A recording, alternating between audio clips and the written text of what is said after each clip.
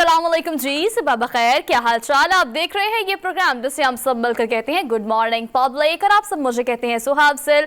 मेरे साथ इस्लामाबाद से मौजूद होते हैं हरमीत सिंह, और उनके पास फौरी चलते हैं और फिर बात करते हैं कि IMF का वफ्द जो पहुंचा है अब पाकिस्तान, उसकी क्या सूरत हाल है। लेकिन पहले अस्सलाम वालेकुम from good morning from Lahore. कैसे हैं हरमीत पाजी, ठीक हैं आप? जी वालेकुम सलाम, सत श्री अकाल, गुड मॉर्निंग। सोहा, मैं बिल्कुल ठीक हूँ और यकीनन आज की शुरुआत अगर हम करें तो फिर भी जो खबरें आ रही हैं वो अच्छी नहीं है पेशावर से, और हलाकतों की तादाद जो है वो 100 से तजावज़ कर गई है। और अब ये खबर भी गर्दिश कर रही हैं कि कहीं ना कहीं ज़्यादा भी हो सकती हैं। और कल आपने देखा कि पार्लियामेंट में कौमी असम्बली का इजलास जो है वो हुआ, जिसमें हुकूमती अरकान जितने भी थे उन्होंने भी डिमांड की कि अब दोबारा यकजहती की ज़रूरत है, और जब तक ज़रब अज़ब जैसा ऑपरेशन नहीं होता तो तब तक, या इन दहशत गर्दों का कला कमा नहीं होता तो तब तक ये मामला ठीक होने वाले नहीं है। और ऐसे में हम देखते हैं कि एक तरफ तो तनकीद की जा रही है सारी पॉलिसीज़ पे, और इमरान खान पे भी कल बड़ी तनकीद हुई, पार्लियामान में भी हुई, और ये जो सारी कार्रवाइयाँ हैं इसके पीछे इसके हवाले से खान साहब को ही ठहराया जाए कि जो रिस्पॉन्सिबिलिटीज़ थी या उस वक्त के जो मामलात थे वो खान साहब ने ही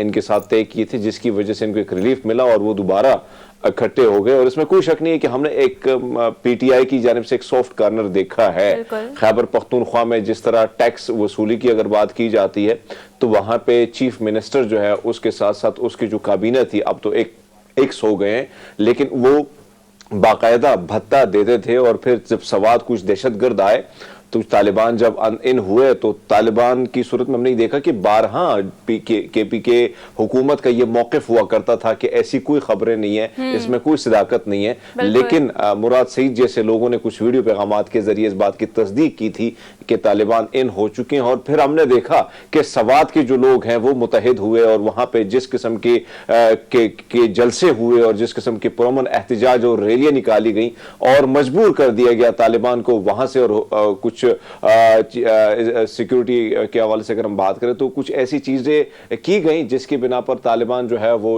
सवाद छोड़ने पर मजबूर हुए। लेकिन अब रात को मियां वाली में भी जो है दहशतगर्दाना कार्रवाई की कोशिश की है। तो अब हम ये देख रहे हैं कि दोबारा तमाम तरह सियासतदानों को एक नए प्लेटफॉर्म पर इकट्ठा होना होगा। और ये जो सियासी मामलात है, शहबाज शरीफ साहब का ये बयान भी बहुत अच्छा था कि हम अगर एक प्लेटफॉर्म पे आएंगे, सियासत के हवाले से सियासी खेल जो है दोबारा खेल देंगे, लेकिन अब मुल्क बचाना है। अगर मुल्क बचेगा तब जाके हम अपनी सियासत जो है उसको बरकरार रख सकते हैं। और हरमीत, आप एक बिल्कुल ठीक कर रहे हैं कि इस वक्त मौजूदा मुल्की सूरत हाल जो है उसमें हम ये देख रहे हैं कि 2014 से लेकर 2020 तक एक टाइम फेज हमने जो गुजारा है, पुरअमन गुजारा, और जो ज़रब अज़ब हुआ उसके बाद अमन की सी सूरत हाल हमने पूरे मुल्क में देखी। लेकिन दहशत गर्दी जो है वो 28% बढ़ी है।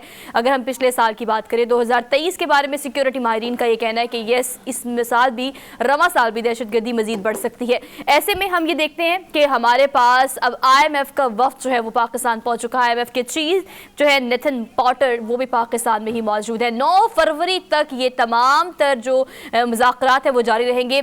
भारी शराइ, तो वो आपने सुना ही होगा जो हम बहुत ज़्यादा कहते हैं सख्त फैसले की मद में क्या कुछ हमने नहीं किया। लेकिन इस वक्त सख्त फैसले जो IMF की तरफ से मुतालबात के तौर पर सामने आ रहे हैं, उसमें बिजली की प्राइसेस बढ़ेंगी, पेट्रोल महंगा हुआ, लेवी महंगी होगी। इसके अलावा इन तमाम चीज़ों के बावजूद भी FBR का जो हदफ है टैक्स की अदायगी का, टैक्स जमा करने का, वो मुकम्मल नहीं हो सका अब तक। और उसके बाद अब हम ये सिचुएशन देख रहे हैं कि सारे सिनेरियो में अभी इस वक्त मौजूदा मुल्क की सूरत हाल में हमारे पास कोई वे आउट नहीं है, माँ सिवाय इसके कि हम IMF की सारी शराइत मान लें, क्योंकि मौजूदा मुल्की ज़खायर जो है वो $3.2 अरब रह गए हैं, जो कि मुमकिन तौर पर यह कहा जा सकता है कि सिर्फ 2.5 माह से ज़्यादा के ज़खायर है, 2.5 माह से ज़्यादा की बरामदाद जो है, दरामदाद, वो हम इसमें कर सकते हैं। That's it. इसके अलावा मजीद कैपेसिटी हमारे पास नहीं है। इस सारी सूरत हाल में हमारे पास कोई वे आउट नहीं है, माँ सिवाय इसके कि हम तमाम तर शराइ जो है वो IMF की मान जाए। और इस वक्त अगर इन मुज़ाकरात की बात करें तो उस पर वज़ीर ख़जाना ने कल प्रेस रिलीज़ भी जारी की है और इस प्रेस रिलीज़ में आपको देख सकते हैं कि बड़े वाज़ेह तौर पर एक लफ्ज़ जो इस्तेमाल किया गया वो ये कि तमाम शराइत जो है वो पूरी की जाएंगी और काफ़ी इत्तेमाद का इजहार जो है वो नितिन पॉटर की जानिब से किया जा रहा है, ये भी कहा जा रहा है। लेकिन ऑल दो अभी बहुत सारे दिन बाकी हैं, 9 फरवरी तक मुज़ाकरात जारी रहेंगे, जिसके बाद हमें $1 अरब जो है वो उसकी किस्त मिलेगी, जो कि हमारे लिए अब बहुत ज़्यादा ज़रूरी हो गई है। ऑल दो इसको हम डिटेल में डिस्कस करेंगे आज के प्रोग्राम में और आज क्या क्या टॉप स्टोरीज में होगा वो आपसे शेयर कर लेते हैं, पॉलिटिकल सिनेरियोज में। इसके अलावा जिंदगी के हर मकतबा फिक्र कोशिश होती है कि कुछ ना कुछ आपके लिए इंटरेस्टिंग लेके आ जाए, ताकि आपको मसाइल के साथ कुछ अच्छी चीज़ें भी जो कि इस पूरी दुनिया में हो रही हैं पाकिस्तान समेत वो भी आपको अपडेट की जा सके।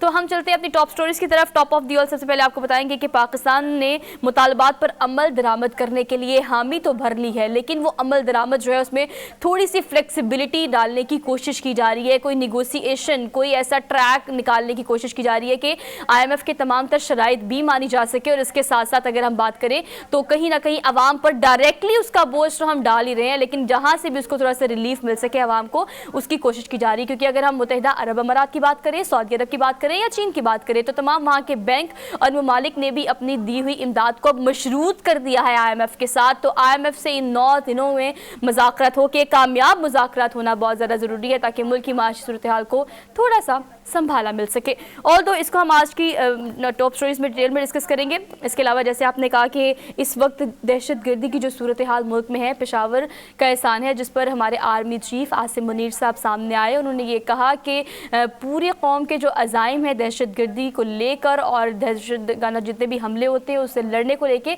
उसको मुतज़लज़ल नहीं किया जा सकता। और हमेशा हमने अवाम को, और हम जो फ़ौज की अगर हम बात करें तो हम वक्त तैयार है इस तरह की दहशतगर्दी की तमाम कार्रवाइयों को नाकाम बनाने के लिए और मुल्क को हिफाजत में रखने के लिए। मुल्क के मुहाफ़िज़ जो हैं वो हमेशा के लिए और तैयार हैं। तो हम इस तरह के किसी भी ऑपरेशन के बारे में सोच सकते हैं। अभी लाहे अमल जो है वो नेशनल सिक्योरिटी प्लान जो है वो अभी तक इस हवाले से जारी नहीं किया गया, लेकिन इस पर बातचीत और मुज़ाकरात या फिर अगर हम ये कहें कि वे आउट निकालने की कोशिश की जा रही है तो ये बिल्कुल गलत नहीं होगा। इस पर बातचीत अभी जारी है जो कि अभी तक सामने नहीं आई। इसके अलावा प्रोग्राम में हम आपको बताएंगे कि आपने अगर डॉक्टर के पास जाना है तो ऑब्वियसली पहली कोशिश तो आपकी ये होती है कि आपने डॉक्टर के पास नहीं जाना है। घर में बहुत सारे टोटके आप बहुत सारी चीज़ों को लेके कर लेते हैं हरमीत, लेकिन अगर दांतों के मसाइल की बात करें तो कहा जाता है दांतों के और कानों के ये 2 मसाइल ऐसे होते हैं कि अगर आपको इनमें से कोई एक मसला भी हो जाए तो आप टोटली फ्रीज योरसेल्फ, आप कुछ भी करने के काबिल नहीं होते। तो ये जो दांतों के मसाइल है बेसिकली ये बहुत सारी बीमारियाँ ऐसी हैं जो कि नई हैं, बच्चों में ज़्यादा देखी जाती हैं। तो ये जो दांतों के मसाइल है इस पर हम आज डिटेल में बात करेंगे आज के प्रोग्राम में। इसके अलावा आज एक अहम टॉपिक, रोज़ाना हम महंगाई की बात करते हैं और हर फील्ड की हम बात करते हैं, वो स्पोर्ट्स हो, वो एजुकेशन हो, वो महंगाई हो, अशिया खुरनोश की कीमतों में इजाफा हो या XYZ कोई भी फील्ड हो। आज हम बात करेंगे कि एक तो हमारे मुल्क में आप जानते हैं कि कागज़ बनाने की बड़ी बड़ी फैक्ट्रीज मौजूद नहीं हैं और इसकी वजह से हमें दरामद करना पड़ता है, और उसके अलावा बहुत सारी बुक्स को हम इंपोर्ट करते हैं। तो इस वक्त मौजूदा मुल्की सूरत हाल में ये बुक्स बहुत ज़्यादा एक्सपेंसिव हो चुकी हैं, इतनी एक्सपेंसिव कि एक आम आदमी जो है या एक बच्चा, जो एक स्टूडेंट की हम बात करते हैं, वो शदीद परेशान है। प्लस पब्लिशर्स जो हैं वो बहुत परेशान है कि अगर हम मौजूदा इस मुल्क में जो इस वक्त मौजूद हैं इंडस्ट्री, खासतौर पर कागज़ बनाने वाली इंडस्ट्री, उनका जो कागज़ है वो बाहर से इम्पोर्ट किया हुआ कागज़ से भी कहीं ज़्यादा महंगा है। तो ये जो अभी सिचुएशन चल रही है इसमें पब्लिशर्स कितने परेशान हैं, स्टूडेंट्स कितनी महंगी किताबें खरीदने पर मजबूर हो गए हैं, इसको हम डिटेल में डिस्कस करेंगे आज के प्रोग्राम में। इसके अलावा last but not the least, Pakistan के कम उम्र तरीन स्काई डाइविंग करने वाले बंदे से आपकी मुलाकात कराएंगे। एडवेंचरस ऑब्वियसली होते हैं, हमारी बड़ी कोशिश होती है कि ऐसे लोगों से आपकी मुलाकात कराए जाए जो कि एज ब्रैकेट को ब्रेक करते हुए किसी भी एज में या फिर अपने शौक़ की वजह से एडवेंचरस होते हैं और कुछ भी कर गुजरने का शौक़ रखते हैं। तो आपकी मुलाकात ऐसे लोगों से भी कराएंगे। तो ये रही हमारी टॉप स्टोरी। सब चलते हैं अपने डेली डोज की तरफ कि हमारी टीम ने पूरी दुनिया से कहाँ से ढूंढ कर डेली डोज जो है वो आपके लिए लेकर आए हैं। ये रिकॉर्ड जो मैं पहला आपसे शेयर करने जा रही हूँ डेली डोज का, मुझे लगता है कि पाकिस्तान में हर दूसरे घर में ये रिकॉर्ड सर्दियों में बना दिया गया होगा, लेकिन इसको obviously Guinness book of world record में उस तरह से शामिल नहीं किया गया। जब लाहौर में ठंड होती है तो तो ज़्यादा ठंड होती है, ज़्यादा ठंड होती है तो लोग गर्म मलबूसात पहनते हैं और जब गर्म मलबूसात पहनते हैं तो 1 2 3 4 5 6 तो आराम से पहन लेते हैं। लेकिन ये अभी एक रिकॉर्ड ब्रेक किया है। आप इनका ताल्लुक जो है वो अमेरिका से बताया जा रहा है, जिसने कम वक्त में 9 स्वेटर्स पहनकर आलमी रिकॉर्ड बना लिया है। हरमीत, ये तो नॉर्मल सी बात है पाकिस्तान में, खासतौर पर अगर लाहौरियों की बात करें उनको तो ठंड भी बहुत लगती है। नहीं, बात आपकी दुरुस्त है। वैसे बहुत सारे रिकॉर्ड जो हम दिखाते हैं उसमें ऐसा लगता है कि ये तो यहाँ पे बड़ी आसानी से और बने भी होंगे, लेकिन हमारा ध्यान कहीं उस तरफ नहीं होता। लेकिन इस वीडियो में अगर आप देखें तो बड़े आसानी से 9 बनियान जो है वो चेंज करना, यानी स्वेटर को चेंज करना, फिर उसकी जो हेल्प वो करने वाला है, तो बड़े आपके पास एक टाइम भी कम होता है। और इस किस्म के रिकॉर्ड की अगर मैं बात करूँ तो पिछले एक वीडियो में मैंने ये दिखाया था कि हैंग करना कैसे, कपड़ों को कैसे हैंग करना है, और वो भी एक रिकॉर्ड के तौर पर ही देखा गया। लेकिन वैसे अगर देखें छोटी मोटी चीजों से एक एंटरटेनमेंट का जरिया भी लोग इसको बनाते हैं। वैसे आम रूटीन की चीजें हैं जो हम हर शख्स जो है, सर्दियों में आपने बात की कि लाहौरियों की तो वैसे सर्दियां तो हर जगह बहुत ज्यादा पड़ती हैं और सर्दियों में कोशिश की जाती है कि अपने आप को किस न किस तरीके से महफूज बनाया जाए। तो ये चीजें जो हैं, लेकिन हम ये देखते हैं कि वहां पे जो लोग वीडियो बनाते हैं उनका मकसद ये होता है कि दुनिया भी एंटरटेन हो और इससे भी कोई फायदा हो, उसके साथ में कुछ न कुछ ऐसा हो कि नाम जो है वो किसी रिकॉर्ड का हिस्सा भी बन जाए, तो उसका फायदा ही उनको कहीं ना कहीं मिल जाता है। लेकिन आपकी बात दुरुस्त है कि हमारा ध्यान कभी अपने इर्द गिर्द नहीं गया, वरना इस किस्म के रिकॉर्ड बहुत सारे बन सकते हैं। आपको पता है, मैं आपको ये बताती हूँ कि दरअसल ये रिकॉर्ड बनाने के लिए पहले ये फेल हुए हैं। ऐसी बात नहीं है कि आपने एक दफा में कोशिश की रिकॉर्ड बन गया। बेसिकली प्रोग्राम ये एक है जिसके एंकर्स ने कोशिश की, लेकिन एंकर्स जो है वो नाकाम रहे। फिर बिहाइंड द सीन, जैसे हमारे पीसीआर में हमारे प्रोड्यूसर्स बैठे हैं ना, बाजू का जो काम हमसे नहीं होता वो आकर ऑन स्क्रीन तो खैर नहीं कर सकते, लेकिन आकर मैदान में वो काम कर लेते हैं। तो ये प्रोड्यूसर्स ने आके, दोनों ने मिलके, आप एक एपी हो सकता है, एक प्रोड्यूसर हो सकता है, उन्होंने ये रिकॉर्ड जो है बनाया। पहले 30 सेकंड के अंदर ये रिकॉर्ड बनाने की कोशिश की, जो कि नाकाम रही। दे फेल होने के बाद अच्छा, पहला एक और बात जो मैं हमेशा करती हूँ, तो मैंने मिस कर दी इस दफा, कि हमेशा ये रिकॉर्ड जब बनाने की कोशिश करते हैं तो कोई ना कोई पिछला रिकॉर्ड होता है हरमीत, जिसको ये ब्रेक करते हैं। कोई नया रिकॉर्ड नहीं बनता। बिल्कुल ऐसा ही है। अभी जो पिछला रिकॉर्ड था मैं आपको वो बताती हूँ, वो 8 स्वेटर्स पहनने का था। 8 स्वेटर्स पहनने का रिकॉर्ड ब्रेक करने की इन्होंने नाकाम कोशिश की, जो कि नहीं हो सका। फिर जी जनाब, जो प्रोड्यूसर्स हैं वो मैदान में आए, और जब वो मैदान में आए तो उन्होंने 30 सेकंड के अंदर अंदर 8 नहीं 9, मतलब 1+ स्वेटर जो है वो पहनकर आलमी रिकॉर्ड बना दिया। और Guinness book of world record के जो भी नुमाइंदे थे, वो जो वहाँ मौजूद थे ऑडियंस में, उन्होंने कहा कोई बात नहीं, आप दोबारा ट्राई कर सकते हैं। लेकिन ये एक बंदे का काम भी नहीं है हरमीत, दोनों ने मिलकर किया है ये। बिल्कुल हो भी नहीं सकता एक बंदे का, क्योंकि जाहिर बात है जिस किस्म से वो रखी गई हैं स्वेटर्स और फिर आपने पहनना भी है, तो उसमें जाहिर बात है शख्स की हेल्प तो ज़रूरत है, उसकी जो है वो ज़रूरत पेश आती है। लेकिन बहरहाल आप ये देखें ना कि हमने जब भी देखा है तो रिकॉर्ड पे रिकॉर्ड ही बनना है, यानी पहला कोई ना कोई रिकॉर्ड इस किस्म का मौजूद होता है और दूसरा शख्स जो है, और आपकी बात दुरुस्त है कि इसके प्रैक्टिस जरूर करनी पड़ती है, यानी प्रैक्टिस के बगैर तो आप ये किसी का रिकॉर्ड तोड़ नहीं सकते, या इस किस्म की कि अगर आप कोशिश भी करते हैं तो वाकई में बड़ा मुश्किल भी होता है। वैसे भी अगर आप स्वेटर पहने तो उसमें भी टाइम लगता है, लेकिन यहाँ पे स्वेटरों की तादाद भी ज्यादा है, तो जाहिर बात है इसके लिए तो बड़ी प्रैक्टिस की होगी इन्होंने। लेकिन बहरहाल मैं वही बात कर रहा हूँ कि चीज़ें इर्द गिर्द हमारी भी होती हैं, लेकिन हमारा ध्यान कम और उनका ध्यान ज़्यादा है, क्योंकि हम बहुत से, हमारा ध्यान जो है बहुत सारी चीज़ों में भटका हुआ है, जिसकी वजह से हम इस तरफ ध्यान नहीं दे पाते हैं। इतनी टैलेंटेड कौम है पाकिस्तानी कौम, आप ये जानते हैं हरमीत, जब आप माइक लेकर फील्ड में निकलते हैं ना, तो आप मुझे बताएं, रास्ते में से गुजरते वक्त आप लोगों को इस तरह की एक्टिविटीज़ करते हुए देखते हैं जो कि हैरान कुन होती है। आप कभी किसी जुगाड़ सिस्टम करने वाला जो एक बंदा है ना, आपकी मुलाकात तो अक्सर होती होगी।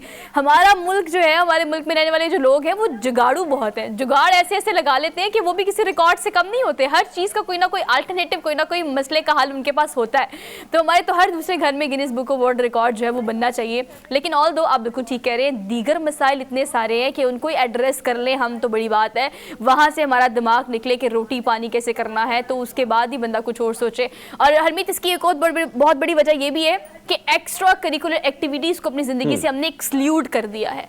दिमाग चलता है जब एक्स्ट्रा करिकुलर एक्टिविटीज होती हैं, खत्म होती जा रही हैं। बिल्कुल ना बसंत होती है, ना कोई फेस्टिवल होता है, ना मेले का रुझान है। आपने आई थिंक इस मेले का जिक्र किया था जो कि इस्लामाबाद में था, वो कितना रिच था, लेकिन वहाँ भी लोगों की तादाद इतनी ज़्यादा नहीं थी। बिल्कुल वैसे अगर देखा जाए ना तो बहुत सारी चीजें ऐसी थी जो लोगों को अट्रैक्ट करती थी और कहीं ना कहीं एंटरटेनमेंट का जरिया भी बनती थी। और लोग मुझे याद है सर्कस हुआ करते थे, मुख्तलिफ गांव की तरफ वो जाते थे और उसमें मुख्तलिफ करतब दिखाते थे। वो खवातीन होती थी, साथ में कुछ और जादूगर या मुख्तलिफ चीजें, तो उसको देख के भी आपका टाइम बहुत अच्छा गुजर जाता था, आप एंटरटेन हो जाते थे। लेकिन अब आहिस्ता आहिस्ता चीजें जो है हमारे मुल्क से हम देख रहे हैं कि वो चीजें गायब होती चली जा रही है। हालांकि हम दीगर ममालिक में देखते हैं तो हजारों सदियों साल पुराने जो रीत रिवाज हैं या उनके जिस किस्म के मेले ठेले होते हैं वो आज भी उन्होंने बरकरार रखा हुआ है। तो आपकी बात दुरुस्त है कि कहीं ना कहीं इसकी तरफ दोबारा हमें जाना होगा और एंटरटेनमेंट की तरफ जाके अपना जो वक्त है, क्योंकि पूरा वक्त जो है कहीं ना कहीं काम में, कहीं ना कहीं सोच में या जिस किस्म के हालात को हम फेस करते हैं तो डिप्रेशन बढ़ता जा रहा है, मरीज उसके बढ़ते जा रहे हैं और माहौल उस तरह मिल नहीं रहा। तो आपकी बात दुरुस्त है कि कहीं ना कहीं अगर इस किस्म के मौके होंगे तो लोग जो हैं वो जाएंगे, भरपूर हिस्सा लेंगे। और मुझे याद है कि जो आपने जिक्र किया, ये जो लोक विरसा में मेला लगता है, यकीनन दूसरे दिन तीसरे दिन बहुत तादाद जो है लोगों की मुख्तलिफ मुल्का जो इलाके हैं वहां से आते हैं, लोग एंटरटेन होते हैं वहां पे। आपको हर चीज का कल्चर, हर एरिया का, इलाके का, उसके जो सॉन्ग्स हैं, गाने हैं, डांस है, वो मुख्तलिफ चीजें आपको एक ही प्लेटफॉर्म के नीचे वो सारी आपको मिलती हैं। तो लोग एंटरटेन होते हैं, चाहते हैं कि कुछ ना कुछ ऐसे मौके हों। लेकिन बहरहाल चीजें फीकी पड़ गई हैं, कुछ हम लोग सुस्त हो गए, कुछ हुकूमत की जानिब से इस किस्म की चीजों पर काम नहीं धरा जाते या कान नहीं धरे जाते, जिसकी वजह से ये मामला इस किस्म के। बहरहाल वीडियो बड़ी मजे की थी और क्रेडिट गोज टू हमारी टीम, भाई कमाल करती है ये टीम। तो हमारी टीम अब सोचते हैं कि अगली हमारी टीम ये रिकॉर्ड कब बनाएगी। हमारी प्रोडक्शन टीम बाहर आके स्वेटर्स का रिकॉर्ड ब्रेक करती है या कोई नया रिकॉर्ड बनाती है, तो हम भी वेट करेंगे अपनी प्रोडक्शन टीम का। ऑल दो आगे बढ़ते हैं, अगली खबर पर चलते हैं। अगली खबर जो है, अगर आपने मूवी टर्मिनेटर देखी हुई है तो ये खबर बिल्कुल इससे मुंसलिक है। मैं आपको बताती हूँ, माया बन जाने वाला ये रोबोट जो है वो पिंजरे से फरार हो सकता है। अब कैसे हो सकता है? टर्मिनेटर मूवी अगर आपने देखी हो तो उसमें पता है हरमीत के तमाम जो रोबोट्स बनाए जाते हैं इंसानी नुमा यानी इंसानी शक्ल के, वो माया हो जाते हैं। अब रियल लाइफ में यानी प्रैक्टिकल लाइफ में भी इस तरह के रोबोट बनाए गए हैं। हांगकांग के मुहक्कीकीन हैं, मतलब वहाँ के जो रिसर्चर्स हैं, उन्होंने ये रोबोट बनाए हैं। और ये रोबोट जो है वो आपको इंसानी शक्ल के नज़र तो आते हैं लेकिन हवा हो जाते हैं, जैसे बस माया हो गए। तो ये माया हो जाने वाले रोबोट है। सोहा, वैसे मैंने मुझे बहुत पहले की बात है, एक आर्टिकल तकरीबन 2007-05 के करीब मैंने पढ़ा था जिसमें ये लिखा था कि जो हॉलीवुड में जो चीज़ें जो दुनिया दिखाई जाती है और जिस किस्म की मशीनरी या जिस किस्म के आलात या वहाँ पे जो बनने वाले जो दिखने वाले रिपोर्ट होते हैं, तो इस पर काम हो रहा है कि इसको हकीकी ज़िंदगी में भी लाया जाए। और अब हम देख रहे हैं आज जो वीडियो आ रही है तो हम देख रहे हैं, और वैसे उस वक्त में ये नहीं लग रहा था कि शायद ऐसा होगा, लेकिन हम देख रहे हैं कि साइंस की दुनिया जिस तरह तरक्की कर रही है और तहकीकात पे तहकीकात हो रही हैं और ज़िंदगी को आसान बनाने के लिए नित नए जतन किए जाते हैं। तो आज ये अंदाज़ा हो रहा है कि भाई वो रिपोर्ट जो मैंने पढ़ी थी 2005 या 7-8 में, आज वो चीज़ें जो आहिस्ता आहिस्ता सामने भी आ रही हैं। और हम देख रहे हैं कि रिपोर्ट की अगर बात की जाए तो कहीं ना कहीं हमें रेस्टोरेंट में दिखाई देते हैं, तो कहीं ना कहीं गाड़ी चलाते हुए, और बहुत सारी चीज़ों के हवाले से हम देख रहे हैं कि बाहर दुनिया में अब ज़्यादा काम जो है रिपोर्ट से लेने की कोशिश भी की जाती है। और मुस्तकबिल जो है वो यही देखा जा रहा है, इंसान का अमल दखल जो है वो कम हो जाएगा,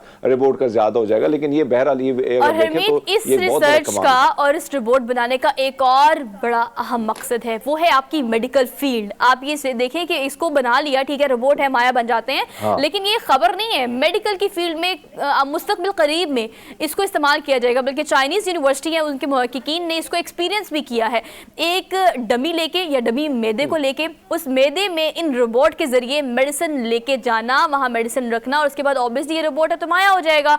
माया हो जाना, और बाकायदा उन्होंने इस चीज़ को पूरा एक्सपीरियंस किया है, आप यूँ कहें कि एक्सपेरिमेंट किया है, और वो इसमें कामयाब रहे हैं। तो आप ये सोचें कि मुस्तकबिल करीब में आप अपने किसी सर्जरी के बगैर, किसी कट के बगैर, किसी रेस के बगैर, आप इस माया रोबोट के ज़रिए जो है वो किसी भी इंसानी जिस्म में घुस के मेडिसिन इंडल्ज कर सकते हैं, इलाज मुआवजा किया जा सकता है, बिकॉज बाद में तो रोबोट माया हो जाएगा। तो मेडिकल की फील्ड में कितना आप प्रोटोकॉल, हेल्थ प्रोटोकॉल्स देख रहे हैं कि कितनी एडवांसमेंट आ जाएगी। तो हर रिसर्च के पीछे एक बाकायदा थ्योरी होती है जिस पर इतने सालों काम किया जाता है। और अहम बात उम्मीद ये है कि चाइनीज यूनिवर्सिटी यानी यूनिवर्सिटी के स्टूडेंट्स, वहाँ के टीचर्स, वहाँ के रिसर्चर्स, वो इस चीज़ पर फोकस रखते हैं कि ऐसा कोई काम किया जाए जिसको फील्ड में भेज के फील्ड में अपनी क्रेडिबिलिटी को मनवाया जाए। बिल्कुल सोहा दुरुस्त फरमा रही हैं आप। आपको हमें याद है, बल्कि हमारा मुल्क आज भी उस तरह मेडिकल फील्ड में कोई तरक्की नहीं कर पाया, लेकिन हमने देखा कि एक वक्त ऐसा था कि अगर ऑपरेशन होता था, मुख्तलिफ ऑपरेशन, तो उसके के लिए मुख्तलिफ मराहल से आपको गुजरना पड़ता था। अब हम देख रहे हैं कि कहीं ना कहीं लेज़र के थ्रू कहीं ना कहीं आपको कट भी नहीं लगता और वो सारे मामला जो हैं वो तय हो जाते हैं। लेकिन अब ये चीज़ अगर आप देखें कि आपको अगर कोई प्रॉब्लम है और वहाँ पे रसाई नामुमकिन है, तो इस माया यानी रिपोर्ट जो माया बन जाता है, तो इससे आपको उसकी रसाई भी है और वो बाकायदा उसका वो जो जहाँ पे आपको तकलीफ है, जहाँ पे कहीं जगह में कोई वो फ्रैक्चर है या कोई ऐसी चीज है, तो उसको जोड़ने का काम ये करती है। तो मेरे ख्याल में मेडिकल लाइन में भी आसानियां पैदा हो रही हैं और हमें भी बाहर से कुछ सीखना होगा। और हमारे जो नए ब्रेन है, यानी बहुत सारे, अब मुझे अफसोस के साथ कहना पड़ रहा है कि 8 लाख के करीब जो लोग हैं अब इस साल गुज़िश्ता 2021 में 2022 में वो पाकिस्तान छोड़ के चले जा चुके हैं। तो इस किस्म के लोग अगर जाएंगे तो फिर हमारी तरक्की जो है वो बड़ी मुश्किल होगी। तो मेरे ख्याल में इस जैसे लोगों ने से ही हमने फ़ायदा उठाना, और अगर हमने मेडिकल या दीगर मामलात में अगर हमने आगे बढ़ना है तो इस चीज़ पर ज़्यादा फोकस करना होगा। जिस तरह पूरी दुनिया के यूनिवर्सिटी के तलबा करते हैं, हमारे पास कुछ चीदा यूनिवर्सिटीज़ हैं जो इस किस्म के उनके स्टूडेंट के कारनामे तो हम गिन लेते हैं, कहीं ना कहीं टेलीविजन या सोशल मीडिया पे दिखा भी देते हैं, लेकिन उसी तरह नहीं है जो हम देख रहे हैं कि दीगर यूनिवर्सिटी के तलबा या वहाँ के साइंस की दुनिया है, क्योंकि उनको जो सहूलियात मुहैया है वो यहाँ पे उस तरह की नहीं मिलती, जिसकी वजह से कहीं ना कहीं इसका फुकदान हमें यहाँ पे देखने को मिलता है। आप तो टेक्नोलॉजी की बात कर रहे हैं, चले हम कॉग्निटिव प्रोसेस की बात कर लेते हैं कि चलिए कुछ ना कुछ आइडिया बंदा नया सोचता रहता है, कुछ ना कुछ नया करता रहता है टेक्नोलॉजी की फील्ड में। With the respect of all these instruments जो कि टेक्नोलॉजी में इस्तेमाल होते हैं, जो टेक्नोलॉजी इस्तेमाल होती है, उनको इस्तेमाल करके तो लोग काम कर ही रहे हैं। लेकिन हमारी अगली खबर है सिर्फ सोच को लेके। वो खबर दरअसल ये है कि आप सोचें कि अगर आपके पास टेक्नोलॉजी नहीं है या टेक्नोलॉजी का आप इतना इस्तेमाल नहीं करते या टेक्नोलॉजी से फेमिलियर नहीं है, एक किसान की खबर आपको देते हैं। भारतीय किसान है ये जनाब, और उसने मुख्तलिफ रंगों की गोभी काश्त कर ली है, जिसमें नारंगी रंग है, जामुनी रंग है, और आप देखिए कि seems to be like kind of flower, फूल लग रहा है, वैसे गोभी का फूल ही है लेकिन बाकायदा इतना खूबसूरत रंग है। और कई साल लगे हैं इस किसान को। हरमीत देखिए, विद कोई टेक्नोलॉजी नहीं है, कोई एडवांसमेंट नहीं है, लेकिन एक सोच है। 62 साल ये कोलकाता से इनका ताल्लुक है और ये वहाँ का किसान है जिसने इतनी सख्त मेहनत के बाद अब बाकायदा जो है नारंगी, और आप देख सकते हैं ग्रीन कलर भी है और जामुनी रंग भी है, इसकी फूल गोभी जो है वो सजा दी है। और वैसे अगर आप देखें ना कि लग कितने खूबसूरत रहे, कितना इनके जो कलर हैं, कलरफुल गोभी, और आप देखें वैसे कितने अट्रैक्ट करते हैं। तो फिर अगर ये डिश आप इसकी बनाएंगे और किसी को सर्व करेंगे या टेबल पर रखेंगे तो उसका फिर अलग वैसे और ज्यादा अट्रैक्ट करेगा। लेकिन आपकी बात दुरुस्त है कि आपके पास टेक्नोलॉजी नहीं है, कहीं ना कहीं आपकी सोच, आपका जो दिमाग है, आपका जो तजुर्बा है, वो भी आपके काम आ सकता है और उसका आप फायदा उठा के आप इस किस्म के कारनामे सर अंजाम दे सकते हैं। और कहीं ना कहीं हम यही बात तो कर रहे हैं कि फुकदान तो है, चाहे हिंदुस्तान हो या पाकिस्तान हो या दीगर ऐसे ममालिक जिसे थर्ड कंट्री भी कहा जाता है, लेकिन सोच है, तजुर्बे हैं, और उस तजुर्बे की बिना पर आप बहुत कुछ कर सकते हैं। और वो दिखा भी दिया हिंदुस्तान के इस किसान ने कि भैया ये सहूलियात ना भी हो तो तब भी कुछ हो सकता है अगर आप करना चाहें तो। और अगर आप करना चाहें तो टेक्नोलॉजी फिर भी देखिए कहीं ना कहीं उसने इस टेक्नोलॉजी का इस्तेमाल किया है, लेकिन लीस्ट फॉर्म में किया है।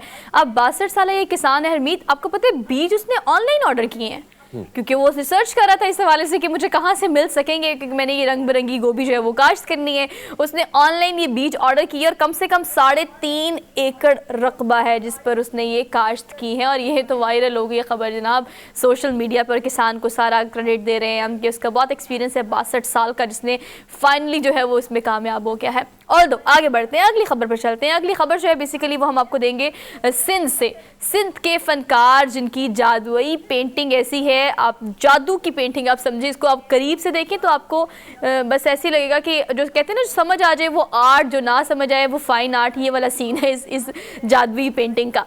करीब से आपको ये पेंटिंग समझ नहीं आएगी। इसको देखने के लिए, क्लियर पिक्चर देखने के लिए आपको डिस्टेंस से पिक्चर देखनी पड़ेगी।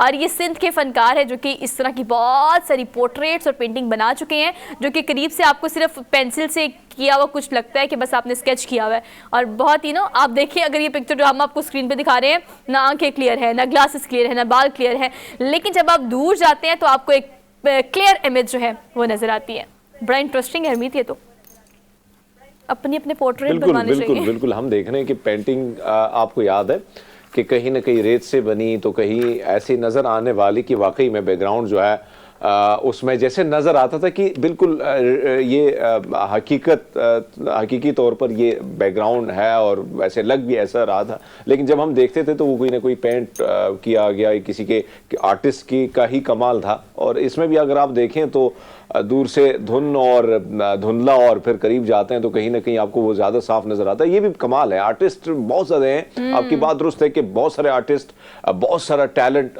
छुपा हुआ है कहीं ना कहीं। सामने जब आता है तो वक्त लगता है, लेकिन अब सोशल मीडिया के थ्रू हम देख रहे हैं अब आर्टिस्टों की भी समझ आ गई है कि भैया अपने पोस्ट, अपनी चीजें अगर आप डालेंगे तो ऐसे आवाम तक जो रसाई है वो बड़ी आसानी हो सकती है।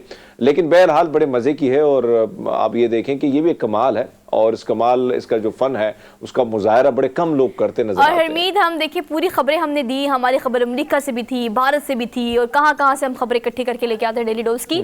लेकिन आखिरी खबर देख ले पाकिस्तान से, भाई सिंध से इस फनकार का ताल्लुक है, और इसको जो आर्ट है इसे फिक्सचर पेंटिंग कहा जाता है, या फिक्सचर स्केच भी आप इसको कह सकते हैं, ये इस आर्ट का नाम है। और हरमीत, आप इसमें ये देखें कि आप इसको बनाना कंपैरेटिवली इस तरह से मुश्किल है कि आपने जब इसको करीब से देखते हैं तो ये आपको लगता है बस बिला वजह कोई पेंटिंग बनी हुई, इसमें ना मुंह ठीक है, ना आंखें ठीक है, ना बाल ठीक है, ना ग्लासेस ठीक लगी हुई है। तो इसको बनाने में, इसकी मेकिंग में कितनी मेहनत लगती होगी कि आपने इस तरह से बनाना है कि वो पेंटिंग आप करीब से बना रहे हैं। ऑब्वियसली आप बैठ के पेंट कर रहे हो तो करीब से तो वो चीज़ क्लियर नज़र नहीं आ रही, लेकिन दूर जाके आप देखेंगे तो आपको पिक्चर भी क्लियर नज़र आएगी और उसका आर्ट भी नज़र आएगा, जो कि अप्रिशिएटेबल है। So appreciation from good morning public Sindh के इस फनकार के लिए। हम कोशिश करेंगे कि इनको कभी ना कभी ऑन बोर्ड करें, और ऑन बोर्ड करेंगे तो फिर हम इनसे आपकी बातचीत भी कराएंगे। So we are daily dose for today, और हमने आपको एक ब्रेक लेनी है। ब्रेक के बाद पॉलिटिकल सेगमेंट को डिटेल में डिस्कस करेंगे। एक छोटी सी ब्रेक लेके वापस आते हैं। आप देखते रहिए ये प्रोग्राम जिसे हम कहते हैं good morning public. Welcome back after the break. तो IMF के चीफ जो है नितिन पोर्टर पाकिस्तान में मौजूद हैं। एक मुश्किल फैसला जो हमने किया था, इसको सोशल मीडिया पे मुश्किल फैसला कह के जिसमें मरीम नवाज ने कहा था कि IMF के पास जाने के लिए मुश्किल फैसले करने पड़ेंगे। लेकिन अब एक मुश्किल फैसला नहीं है, बहुत सारे मुश्किल फैसले हैं जो कि करने पड़ सकते हैं, जिसमें FBR के टारगेट समेत आपके पेट्रोलियम मसनूआत और इसके अलावा बहुत सारी ऐसी चीज़ें जिसमें महंगाई या लेवी टैक्स जो है वो मज़ीद बढ़ाया जा सकता है। लेकिन अब हमारे पास कोई और रास्ता नहीं है IMF की सारी शराइत मानने के अलावा, क्योंकि अगर हम ज़खायर की बात करें, मुल्की ज़खायर इस वक्त 3.2 अरब डॉलर बाकी रह गए हैं, जो कि सिर्फ मैक्सिमम जो है वो 2.5 हफ्ते की दरामदाद के लिए काफ़ी होंगे। इसके आगे क्या होगा हमें नहीं पता, लेकिन हम इस पर डिटेल में बात कर लेते हैं। हामिद खान अल-मशरकी सीनियर एनालिस्ट हैं, हमारे साथ मौजूद हैं। आपको आज के प्रोग्राम में खुशामदीद कहते हैं। अस्सलाम वालेकुम सर। जी वालेकुम सलाम, थैंक यू सर, कैसे हैं आप? Thank you so much for joining us today. Sir, कहिएगा कि हम IMF के पास चले गए, बल्कि आप यूँ कहें कि आप IMF के चीफ जो है वो पाकिस्तान आ गए, चले वो हमारे पास आ गए, एक ही बात है। लेकिन अभी हमें बड़ी शदीद और अशद ज़रूरत है, क्योंकि अगर हम मुत्तहिदा अरब अमारात की बात करें, सऊदी अरब की बात करें या चीन के बैंक्स की बात करें, सब ने मशरूत कर दी है अपनी इमदाद या हमारी मदद जो है वो IMF के साथ। तो हमारे पास तो कोई वे आउट है नहीं। आपको क्या लगता है कोई वे आउट निकाला जा सकता है कि हाँ, अलबत्ता शराइत भी मानी जा सके IMF की, लेकिन कोई ना कोई अवाम को भी थोड़ा सा रिलीफ मिल जाए? ज़्यादा नहीं, थोड़ा सा, हम ज़्यादा मुतालबा नहीं कर रहे। जी सोहा, बहुत शुक्रिया। बदकिस्मती से मौजूदा सूरत हाल के अंदर IMF की तमाम बातें मानने के सिवा चारा तो कोई नजर नहीं आ रहा। लेकिन उसके साथ साथ मैं ये समझता हूँ कि चूंकि मैं बार बार ये बात कहता हूँ कि जो बैनुल-अक़वामी मुमालिक होते हैं उनके दरमियान आपके दोस्ताना ताल्लुकात तो होते हैं, चाहे वो चीन हो, चाहे वो सऊदी अरब हो, मुत्तहिदा अमारात हो, लेकिन उसके साथ साथ जो मरासिम होते हैं वो म्यूचुअल बेनिफिट्स के ऊपर होते हैं, यानी कि बाहमी फायदे के ऊपर होते हैं। तो उनके लिए ये बात समझनी या उनको ये बात समझानी कि जी हम IMF से कोई रिलीफ चाहते हैं और आप हमें मदद दें, और उनकी तरफ से ये शर्त लगा देनी कि नहीं, आप IMF से मुज़ाकरात मुकम्मल करेंगे तो हमारी जानिब से भी मजीद इमदाद मिलेगी। यानी कि ये एक ऐसी सूरत हाल है जिसमें पाकिस्तान मुकम्मल तौर पर फंस चुका है, और हुकूमत के पास चॉइस तो कोई नहीं रह जाती कि वो IMF के से तमाम मुतालबात माने, ना सिर्फ माने बल्कि उन पर अमल करे। और उसके अंदर आपको खतरनाक बात बता दूं कि फिर वही चीजें हैं कि बिजली की कीमत बढ़ाई जाए, पेट्रोल की कीमत बढ़ाई जाए। यहाँ पर ना सोहा मेरे लिए सबसे बड़ा सवाल ये है कि क्या IMF को पाकिस्तान की अशराफिया के ऊपर टैक्स लगाने की बात नहीं करनी चाहिए? क्या IMF को नहीं पता कि पाकिस्तान की जो सरकारी इदारे हैं या सरकारी मुलाजमीन है वो कितना पेट्रोल खर्च करते हैं, कितने मुल्क के रिसोर्सेज खर्च करते हैं? क्या IMF को नजर नहीं आता कि इस चीजों की तरफ अगर जाएंगे तो ना सिर्फ अवाम में IMF के इकदामात को एप्रिसिएशन मिलेगी। देखें, अवाम कड़वी गोली निगलने को तैयार है अगर हुक्मरान और अशराफिया भी वही कड़वी गोली निगले। अगर अकेली मजदूर तबके को, तनख्वाहदार तबके को, आपको या मुझे ही सिर्फ कहा जाएगा जी कि मुल्क मुश्किल हालात में है, मुश्किल फैसले हैं, तो मैं कैसे ये मानूंगा? अगर हुकूमत अपने अखराजात कम करे, सरकारी मराद को खत्म किया जाए, सरकारी जो अफसरान के प्रोटोकॉल है उसको खत्म किया जाए, तो यकीन करें कि ये कौम मजीद कुर्बानी देने को तैयार हो जाएगी। ओवरसीज पाकिस्तानी मजीद हेल्प करने को तैयार होंगे। हमें तो वहां शर्म आती है जब ये देखते हैं कि हमारा वफद IMF से मुज़ाकरात करने जाता है और 5 स्टार होटल्स में ठहरता है, जबकि दूसरी जानिब इंडिया या बांग्लादेश या दूसरे ममालिक के वफद सरकारी दौरे पर मदद करने जा रहे होते हैं तो भी दरमियाने दर्जे के होटलों में ठहरते हैं। बस सर ये स्टैंडर्ड्स है ना हमारे, जिसको हम कॉम्प्रोमाइज नहीं करते। यही तो जुल्म है सुहा, बिल्कुल जी हरमीत, यही तो जुल्म है। हामिद साहब, इस सारी सूरत हाल में अगर हम देखें, आपको नहीं लगता कि कोई ऐसा लायामल तय होना चाहिए, चाहे इसमें कोई शक नहीं कि इस्टेब्लिशमेंट का अमल दखल के बगैर ये मामलात भी नहीं होते? अगर हमने देखा, माजी में भी देखा, अब भी देख रहे हैं, जो पॉलिटिशियन है एक ऐसी हिकमत अमली नहीं बनानी चाहिए। अब 22 दफ़ा ये 23 दफ़ा ये जो है हम IMF की तरफ जाते हैं और फिर वो जो चीज़ें लागू करते हैं। आपने दुरुस्त फरमाया कि जो टैक्स कलेक्शन है, यानी 23-24 करोड़ आवाम की अगर हम बात करें तो उसमें सिर्फ 30 लाख लोग ही टैक्स देते हैं। जो अशराफी है वो तो टैक्स देने को तैयार ही नहीं है। आप नहीं समझते कि कोई ऐसी हिकमत अमली अपनानी चाहिए ताकि मुल्क जो है ये खुशहाली की तरफ गामजन हो? इसी तरह जो बैसाखियों पर चलता मुल्क है तो ये कब तक हम दूसरों के सहारे जीतते रहेंगे, दूसरों से इमदाद मांगते रहेंगे और पूरी दुनिया में जग हसाई होती जाएगी हमारी? हरमीत, बात यह है कि इसको मैं एक बार जगह और भी कहा कि असल में पॉलिटिकल विल के साथ साथ एस्टेब्लिशमेंट की विल की भी जरूरत है। सबको मिलकर फैसला करना होगा कि खाली कुर्बानी का बकरा अवाम को नहीं बनाया जा सकता, बल्कि अब अवाम जो है वो जवाब मांगते हैं। अवाम जो है वो ये बात समझते हैं कि अगर मेरे पर ही सारा जोर डाला जा रहा है और खुद कुछ नहीं किया जा रहा तो इसके खिलाफ अवाम एहतजाज भी करेंगे, अवाम इस पे मजबूर भी होंगे। एक सबसे इंपॉर्टेंट बात यह है कि पाकिस्तान में बदकिस्मती से कोई ऐसी पॉलिसी नहीं बनाई जाती जिसका एक तसलसल रखा जाए। पाकिस्तान में हर आने वाली हुकूमत पहला इकदाम ये करती है जी कि पिछली हुकूमत के तमाम प्रोजेक्ट्स खत्म, पिछली हुकूमत की तमाम अच्छी बुरी पॉलिसियां खत्म, पिछली हुकूमत के तमाम इकदाम जनाब मुल्क के लिए नुकसानदेह थे, मुल्क के लिए जहर आलूद थे। इस तरह के बयानात देकर खुद मुल्क के लिए और अवाम के लिए और बैनुल अक़वामी बरादरी में जग हंसाई का बायस बनते हैं। हम क्यों देखें, अमेरिका में हुकूमतें बदलती हैं, कभी रिपब्लिकन आते हैं, कभी डेमोक्रेट्स आते हैं, लेकिन बुनियादी इकोनॉमिकल पॉलिसीज चेंज नहीं होती हैं, उनमें बेहतरी लाई जाती है। बरतानिया में भी ऐसे होता है। पाकिस्तान में बदकिस्मती ये है कि प्रोजेक्ट्स के ऊपर तख्तियां लगा। बिल्कुल दुरुस्त फरमाया आपने। अपने अगर हम देखें कल जो सूरत हाल हुई है, यानी एक मईशत का, जिस तरह सोहा ने कहा कि IMF की जो शराइत है वो तो सख्त हैं, लेकिन साथ साथ हम दहशतगर्दी के जो मामलात हैं वो भी बढ़ती जा रही हैं। और कल हमने देखा कि मुशाहिद हुसैन सैयद साहब ने तो ये तक कह दिया कि भाई ये जो मामला है जब तक इलेक्शन नहीं होते तो आप मामला जो है वो सूटेबल नहीं होंगे, और ना अगर इस किस्म की सिचुएशन रहेगी तो हो भी सकता है कि कोई जनरल आइंदा खान भी आ सकता है। तो क्या कैसे देखते हैं इस बयान को आप? और नून लीग के अंदर से ये बगावतें जो है इस किस्म के बयान सामने आ रहे हैं। देखिए हरमीत, इसमें मैं तो समझता हूं कि इसमें कोई शक की बात नहीं है कि बार बार लोगों को ये बात समझाना की जरूरत पड़ गई और एस्टेब्लिशमेंट को, हुकूमत को, कि इकोनॉमिकल स्टेबिलिटी, घर मुल्क के अंदर पीसफुल स्टेबिलिटी यानी अमनो आमा सब कुछ मशरूत है पॉलिटिकल स्टेबिलिटी से। सियासी इस्तेहकाम लाना बहुत जरूरी है। सियासी इस्तेहकाम से मुराद ये कि ऐसी हुकूमत जो मुकम्मल तौर पर अवामी हमायत रखती हो, ताकि वो खतर जिसको कहते हैं ना तमाम खतरों से निपट सके, तमाम सख्त फैसले कर सके। और वो जो नेशनल एक्शन प्लान है उस पर अमल दरामद की एक बुनियादी शर्त ये है कि अवाम का साथ चाहिए, अवाम की सपोर्ट चाहिए। और अवाम की सपोर्ट हरमीत कब मिलेगी? जब हुकूमत जो है वो मुकम्मल तौर पर बाइख्तियार होगी, उसको ये पता होगा कि मैं अवाम के वोट से यहाँ बैठा हूँ, चाहे वो शहबाज शरीफ हो, चाहे वो जरदारी साहब हो, चाहे वो इमरान खान हो।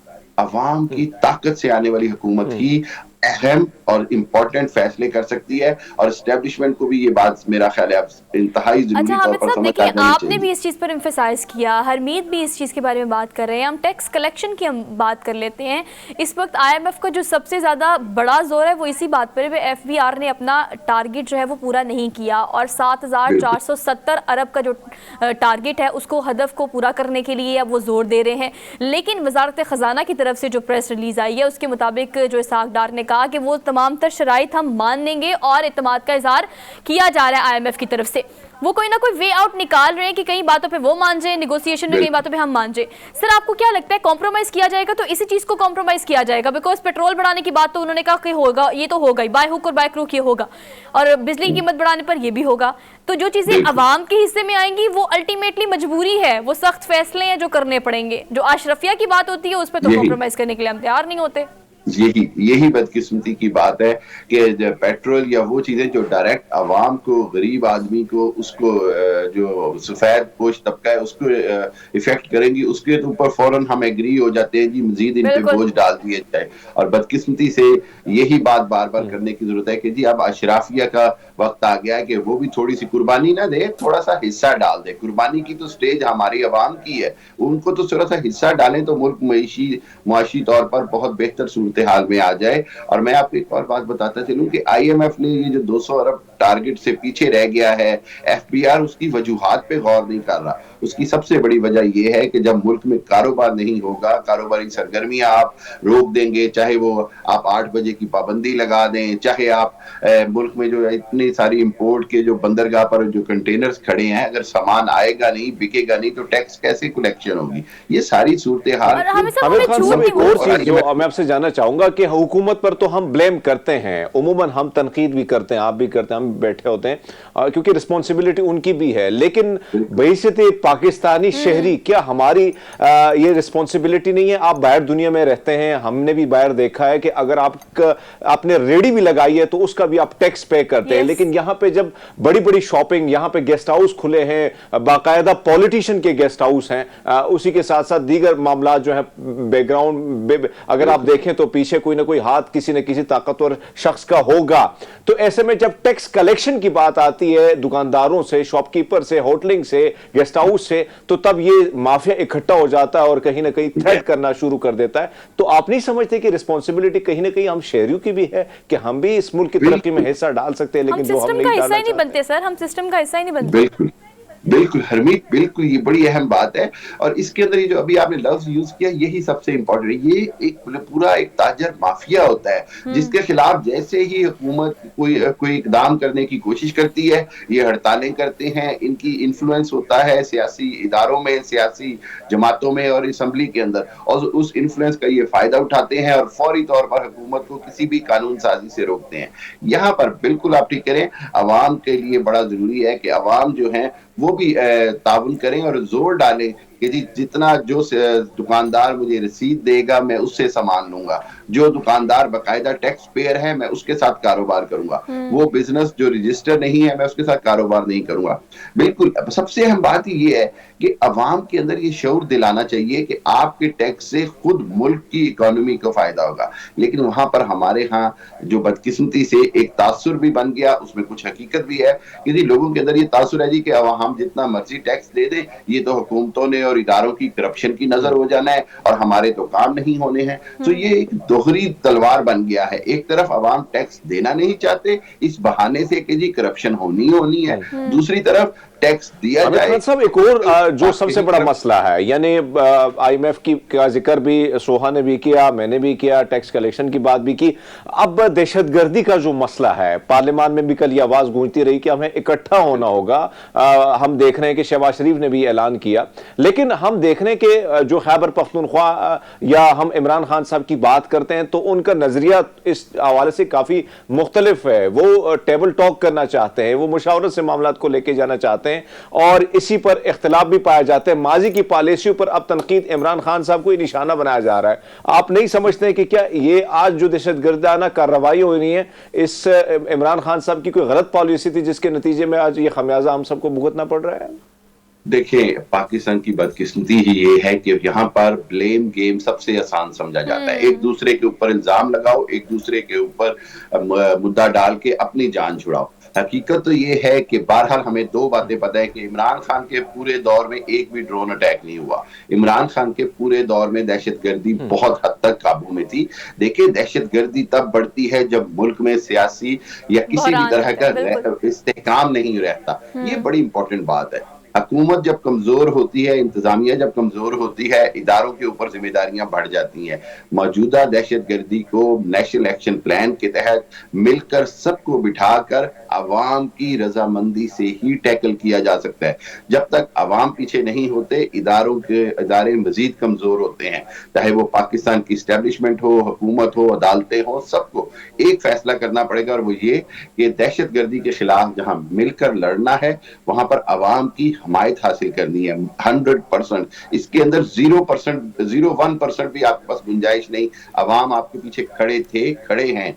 आप उनको एतमाद में लें और दहशतगर्दी के खिलाफ पॉलिटिकल विल के साथ फैसला करें। और पॉलिटिकल विल के लिए मैं बार बार कहता हूं कि ये अगर कोई बहाना ढूंढते हैं कि इलेक्शन आगे चले जाएं या कोई वजह बनाते हैं, तो ये खुद पाकिस्तान के लिए, पाकिस्तान की मौजूदा हालात में मुस्तकबिल के लिए बहुत खतरनाक होगा। सबसे अहम बात यह है कि तमाम जो इलेक्शन है उनको वक्त पर करवाया जाए। हमेशा मैं आपकी बात को इंटरप्ट कर रही हूँ, लेकिन मुझे कहिएगा कि हमें ना being a part of the screen को रिस्पॉन्सिबिलिटी होती है हमारी। हम झूठ नहीं बोल सकते, लेकिन हम फिर भी कोई ना कोई हौसला आवाम को देते रहते हैं कि नहीं, मसले हल हो रहे हैं, चीज़ें हो रही हैं। सर, इस वक्त तो ज़र मुबादला के ज़खायर $3.2 अरब रह गए हैं, जो मैक्सिमम 2.5 हफ्ते, बल्कि 2.5 महीने भी नहीं, 2.5 हफ्ते की दरामदाद के लिए काफ़ी होंगे। लेकिन सर आगे क्या? आगे हम IMF की शराइत तो मान रहे हैं, लेकिन अभी जो मुल्क की मौजूदा सूरत हाल है उसमें आप सियासी तनाजुर में देख लें, स्टेबिलिटी दूर दूर तक नजर नहीं आ रही। नून लीग लग रहा है तैयारी करके बैठी हुई कि इलेक्शन जो है वो हमने डिले करने ही करने हैं, 90 दिन के अंदर आइन के मुताबिक इलेक्शन नहीं होते तो क्या होगा। मलिक मोहम्मद अहमद कहते हैं ये नहीं लिखा हुआ, इमरान खान कहते हैं आर्टिकल 6 है। मैं बताता हूँ आपको, आप यही सबसे खतरनाक बात। अगर सियासी तौर पर इस हद तक पोलराइजेशन, इस हद तक इख्तलाफ बढ़ जाएगा, तो फिर वो मुशाहिद हुसैन की तकरीर हो या मेरा 2 महीना पहले लिखा गया आर्टिकल हो कि फिर मेरे अजीज हम वतनों के लिए अवाम को तैयार किया जाएगा, ये बदकिस्मती होगी। पाकिस्तान इसका मुतहम्मिल नहीं हो सकता। लेकिन एक बात आप याद रखें कि अगर सियासतदान अपने मसाइल हल नहीं करेंगे तो फिर हम आने वाले को ब्लेम नहीं करेंगे, बल्कि खुद सियासतदान उसके जिम्मेदार होंगे उस सारी सूरत हाल के। तो ये बात सोच समझ कर सियासतदानों को करनी चाहिए कि जी 90 दिन में इलेक्शन नहीं होते तो क्या होगा। दूसरी तरफ आर्टिकल 6 की बातें की जाती है, तो नहीं है ना, उन्होंने क्यों सोचते हैं? जी सोहा, दोनों ने एक्सट्रीम पोजीशंस ले ली हैं। यही सबसे खतरनाक सूरत-ए-हाल होती है। माजी के अंदर भी पाकिस्तान में जब जब डिक्टेटरशिप आई या मार्शल लॉ आए, उसके अंदर एक सबसे बड़ी जिम्मेदारी खुद उन सियासतदानों की थी जिन्होंने अपनी कुर्सी और अपने मुफादात की खातिर जमहूरियत को जो है वो सियासी भेंट चढ़ा दिया। जमहूरियत का नुकसान इसी तरह होता है जब सियासतदान अपने फैसले खुद आइन और कानून के मुताबिक नहीं करते। जो आइन और कानून के मुताबिक करेंगे तो किसी को गुंजाइश नहीं होगी, लेकिन अगर ये नहीं करेंगे तो फिर अगर किसी को गुंजाइश हुई तो अवाम तो पिसेंगे ही। खुद सियासतदानों को इसको बड़ी बारीक कीमत अदा करनी पड़ेगी। सर, जो सियासत है उसमें कुछ हमारे पास हाईलाइटेड नेम है। आपको पता है कि काफ लीग जो है वो इत्तेहादियों के तौर पर हमेशा बड़ी स्ट्रांग रही है, हुकूमत बनाई है इन्होंने। मतलब इनके ऐसे पिलर्स हैं जिसके बगैर हुकूमत वो आसिफ अली जरदारी की हो, यानी पाकिस्तान पीपल्स पार्टी की हो, नून लीग की हो या फिर PTI की हो, नहीं बनती। लेकिन अभी सदारत का जो मसला चल रहा था, चौधरी शुजात के पास दोबारा से सदारत आ गई, इलेक्शन कमीशन का फैसला आया है, तो इस हवाले से आप क्या रिव्यू करते हैं? सुहा, देखिए मैं ये समझता हूँ कि ये बड़ी बदकिस्मती है कि काफ लीग के अंदर घर के अंदर इस तरह के मामलात हुए, इस तरह के झगड़े हुए और आज ये अवाम के अंदर, पब्लिक के अंदर इस तरह पता चला जी कि चौधरी शुजा हुसैन को एक दिन हटाया जाता है, अगले दिन इलेक्शन कमीशन उनको रिस्टोर कर देता है। इसके अंदर बदकिस्मती ये होगी कि मुझे लग रहा है कि या तो ये अदालती जंग बनेगी और या फिर ये है कि काफ लीग में से परवेज इलाही खुद ही निकल जाएंगे और परवेज इलाही और मुनस इलाही जो है वो बिलाखिर पीटीआई का हिस्सा बनकर काफ लीग का एक तरह से वजूद ही जो है वो खत्म हो जाएगा। इसके अलावा कुछ और होता तो नजर नहीं आ रहा, लेकिन मैं ये समझता हूं कि अगेन पॉलिटिकल झगड़ा, एक पार्टी का झगड़ा इलेक्शन कमीशन को तय करने का इख्तियार है या नहीं, ये देखना पड़ेगा। इलेक्शन कमीशन क्या अपने इख्तियारात से तजावुज कर रहा है या नहीं, ये सब बदकिस्मती ये है कि हर जिस इदारे को भी पाकिस्तान में इख्तियार मिलता है वो अपने इख्तियारात का नाजायज इस्तेमाल करता नजर आता है। माजी से लेकर आज तक तमाम मौके पर अदालतें हों या बहुत सारे इदारे हों, उन्होंने अपने इख्तियारात से बढ़कर तजावुज किया और उसका नुकसान पाकिस्तान के अवाम को भुगतना पड़ा। ठीक है हामिद साहब, thank you so much for today. में शामिल हुए और आपने जो भी रिव्यू किया वो बिल्कुल ठीक है। हिस्ट्री रिपीट इटसेल्फ, हुकूमतें जाती हैं, हुकूमतें आती हैं, लेकिन हम देखते हैं कि हमारे सियासतदान उसी रविश पर आज भी कायम दायम है जो कि माजी में चलती आई हैं और आज भी अल्टीमेटली खमियाजा जो है वो आम आवाम को ही भुगतना पड़ता है। हमने क्विक ब्रेक लेनी है, वापस आते हैं। Keep watching, good morning public.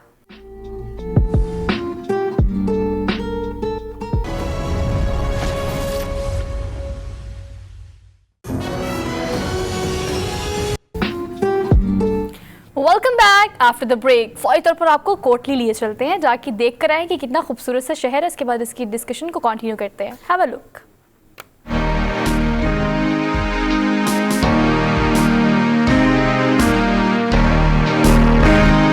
आज़ाद कश्मीर भर में खूबसूरत सियाती मकामात नीलम वैली, बंजोसाद, तोली पीर, गंगा चोटी की तरह जिला कोटली भी अपनी खूबसूरती में अपना मकाम रखता है। जिला भर के मुख्तलिफ इलाकों में ऐसे मकामात मौजूद हैं जहां थोड़ी सी तवज्जो देकर इन मकामात को सियाती हवाला से तरक्की देकर सियाहों की तवज्जो हासिल की जा सकती है। नकियाल, सेंसा, वादी बिना, तता पानी अहम मकामात हैं जिन्हें बाहर की दुनिया को दिखाया जा सकता है। कोटली की वादी कश्मीर जन्नत नज़ीर, दुनिया में सियाती हवाला से किसी भी तारुफ की मोहताज नहीं। बुलंदो बाला पहाड़ों, नदी नालों, आबशारों और खुदरू फूलों से सजी ये वादी सियाहों को अपने लासानी कुदरती हुस्न के नज़ारों की दावत देती है। जोग्राफियाई लिहाज से इस वादी की मुसाफत रावलपिंडी और जेलम से यकसा है। 128 किलोमीटर की मसाफत पर कुदरत का ये शाहकार दावत नजारा देता है। जिला के तमाम तहसीलों के मुख्तलिफ मनाजर देखने वालों को अपने शहर में जकड़ लेते हैं। जिली सदर मकाम से तमाम अतराफ की जानब सफर करें तो हर जगह एक अलग मंजर कुदरत की गीत गाते हैं। हरमीत के पास चलते हैं, फौरी तौर पर उनसे पूछते हैं, बिकॉज मैंने तो कोटली का विजिट नहीं किया हुआ, लेकिन मुझे लगता है कि हरमीत बहुत ट्रेवल करते हैं तो उन्होंने डेफिनेटली किया होगा। हरमीत, आपने कोटली को देखा हुआ खुद जाके?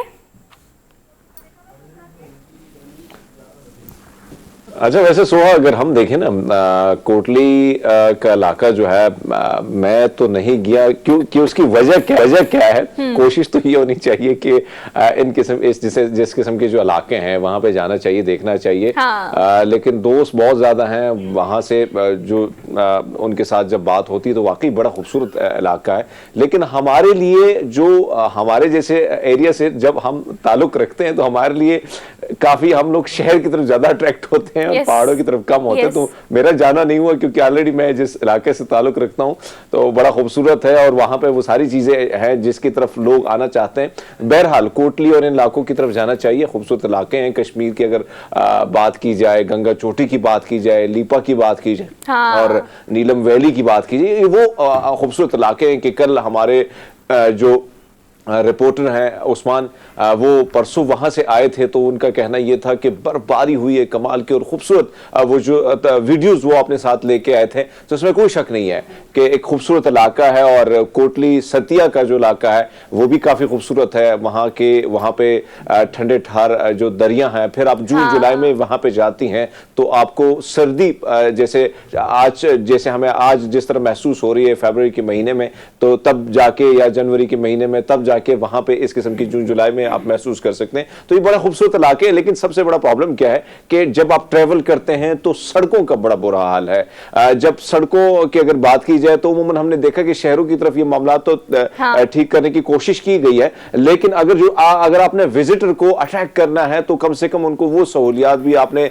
उन इलाकों तक रसाई हासिल करने के लिए देना होगी ताकि वो वहां जा सके, वहां के लोगों को भी इसका फायदा होगा और अगर जो टूरिस्ट हैं यानी टूरिज्म का जो डिपार्टमेंट है उसको भी फायदा होगा। अच्छा, आपको पता है मैं आपकी इस बात को एक दफा नहीं 10 दफा सेकंड करूंगी, वो इसलिए क्योंकि इतने रिच एरियाज हैं, ऐसी ऐसी जगह है जो बिल्कुल अब तक अनटच हैं, जिसको हम अच्छे तरीके से डेवलप कर सकते हैं और जितना ज़रिए मुबादला यहाँ से कमाया जा सकता है ना, टूरिस्ट और फॉरेनर्स भी बड़ी तादाद में पाकिस्तान आना चाहते हैं लेकिन नहीं है, तो सहूलियात नहीं है और सहूलियात के फुकदान की वजह से टूरिस्ट को हम अट्रैक्ट नहीं कर पाते।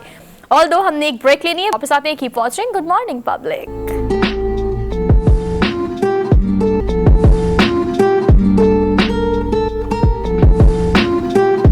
Welcome back after the break. So basically we are in the second hour of the show और सेकंड चांस जिंदगी में हर किसी को मिलना चाहिए और अगर आपको मिलता है फर्स्ट या सेकंड तो चांस मिस नहीं करना।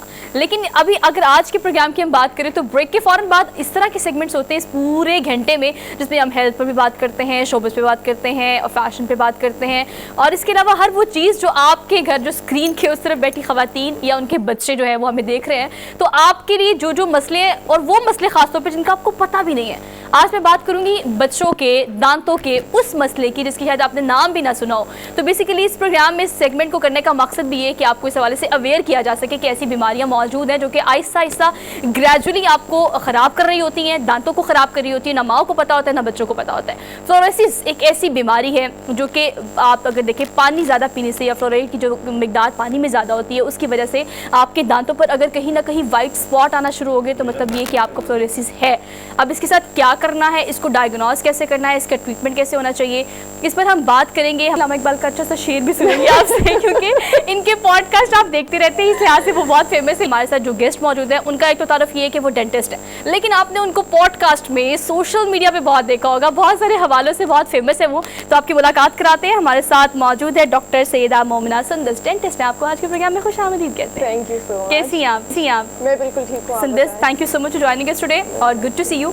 पहले हम इसके बारे में बात कर लेते हैं। वैसे मैं आज ब्रेक में आपसे कह भी रही थी लामा इकबाल का अच्छा सा शेर भी सुनेंगे आपसे क्योंकि इनके पॉडकास्ट आप देखते रहते हैं, इस लिहाज से वो बहुत फेमस है। लेकिन जो भी इनको फॉलो करते हैं उनको पता होगा कि she is basically by profession a dentist. तो बच्चों के इस मसले के पहले बात कर लेते हैं। अरे सुंदस, ये बताएं कि ये जो फ्लोरोसिस है ये बेसिकली बीमारी है क्या, अवेयर हम थोड़ा सा लोगों को कर देते हैं। अच्छा, फ्लोरोसिस बेसिकली फ्लोराइड एक मिनरल है जो कि हमारे दांतों को हेल्प करता है डिके से या कीड़ा लगने से। बेसिकली जो हमारा एक नॉर्मल टर्म है, कीड़ा लगने से दांतों के लिए हेल्प करता है। बिल्कुल।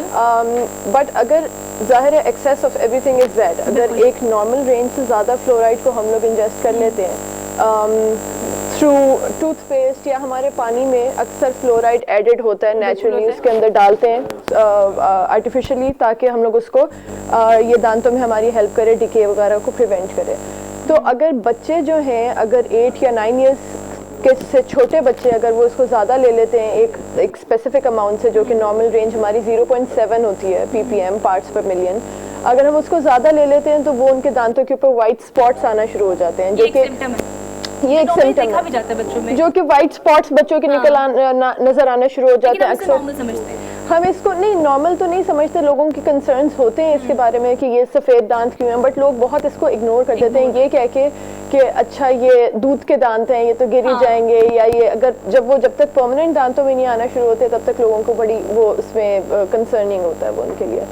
तो इसके सिम्टम्स ये होते हैं कि वाइट स्पॉट्स आना शुरू हो जाते हैं, लाइट ब्राउन से या येलोइश से ना स्पॉट्स आना शुरू हो जाते हैं। लेकिन ये डिजीज़ ऐसी है, ये डिसऑर्डर ऐसा है कि ज़्यादातर माइल्ड साइड पे रहता है। ये बहुत कम होता है कि सवेयर हो। सवेयर में होता है कि फिर आपके पिट्स बनना शुरू हो जाते हैं, दांतों के अंदर खड्डे से बनना शुरू हो जाते हैं। उसको हम मॉटल्ड एनेमल कहते हैं, एक टर्म होती है मॉटल्ड एनेमल, जिसमें आपका एनेमल जो है दांतों के ऊपर की लेयर वो ख़राब होना शुरू हो जाती है। और ये मसला मजीद भी ख़राब हो सकता है, जैसे कि सुंदस ने कहा कि बेसिकली हम इग्नोर करते हैं, ये सिम्टम्स तो हमें नज़र आ जाते हैं, लेकिन डायग्नोज करने के बाद अब डेंटल से कंसल्ट करना है या इसका क्या तरीका इलाज हो सकता है, इस पर हम बात करेंगे। क्विक ब्रेक लेनी, वापस आते हैं। Keep watching good morning public.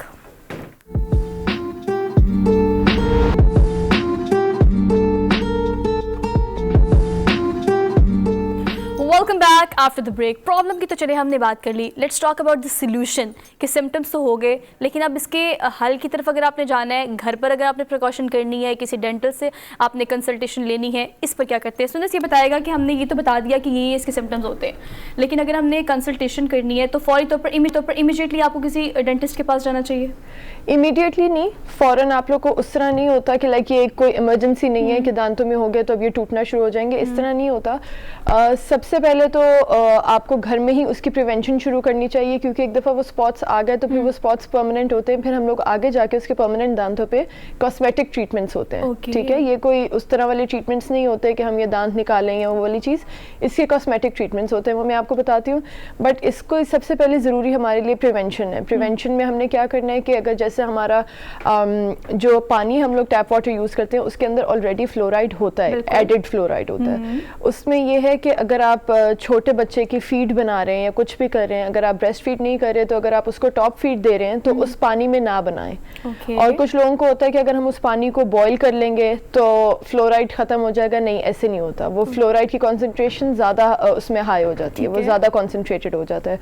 तो उसको प्रिवेंट करने के लिए हम लोग को ये करना चाहिए कि हम लोग कोशिश करें कि जितना भी पानी है उसको अवॉइड करें। टॉप फीड उससे बनवाने से बेहतर है कि बॉटल्ड वाटर यूज़ करें, उससे टॉप फीड बनाएं जितनी भी बनानी है, ताकि उससे बेहतर उसमें फ्लोराइड ना हो। कोई भी प्रोसेस्ड फूड है उसमें अगर वो फ्लोराइड होता है तो भी बच्चों के लिए और वो तो आजकल आपको पता है, सुंदर आपने बात कर दी तो मैं आपकी बात को सॉरी इंटरप्ट कर रही हूँ, लेकिन ऐड यहाँ पे ये भी कर लें कि प्रोसेस फूड तो हर घर में, हर 2 में से 1 और 3 में से 2 घर में है ही। आपने ट्यूशन जाना है, स्कूल जाना है तो अम्मा ने नगेट्स पैक कर देने हैं, अम्मा ने फ्राइज फ्राई कर देनी है, तो मेरे ख्याल से उसमें क्वांटिटी कंपैरेटिवली भी ज्यादा होती है। नहीं, उसमें नहीं, अगर ये चीजें पानी में ही बन के अगर हम लोग बना रहे हैं सारी चीजें पानी में, तो फिर उसमें उसका मैटर करता है। ठीक है, बट टॉप फीड में हमारे फ्लोराइड अगर पानी वो ऐड हो रहा है क्योंकि उसमें, तो जाहिर सी बात है उसमें फ्लोराइड ऐड हो रहा है। टूथपेस्ट जो हम लोग यूज कर रहे हैं, बच्चों के जो रिफ्लेक्सेस होते हैं वो स्पिट नहीं करते, उनको स्पिट करना नहीं आता जब वो टूथब्रश करते हैं।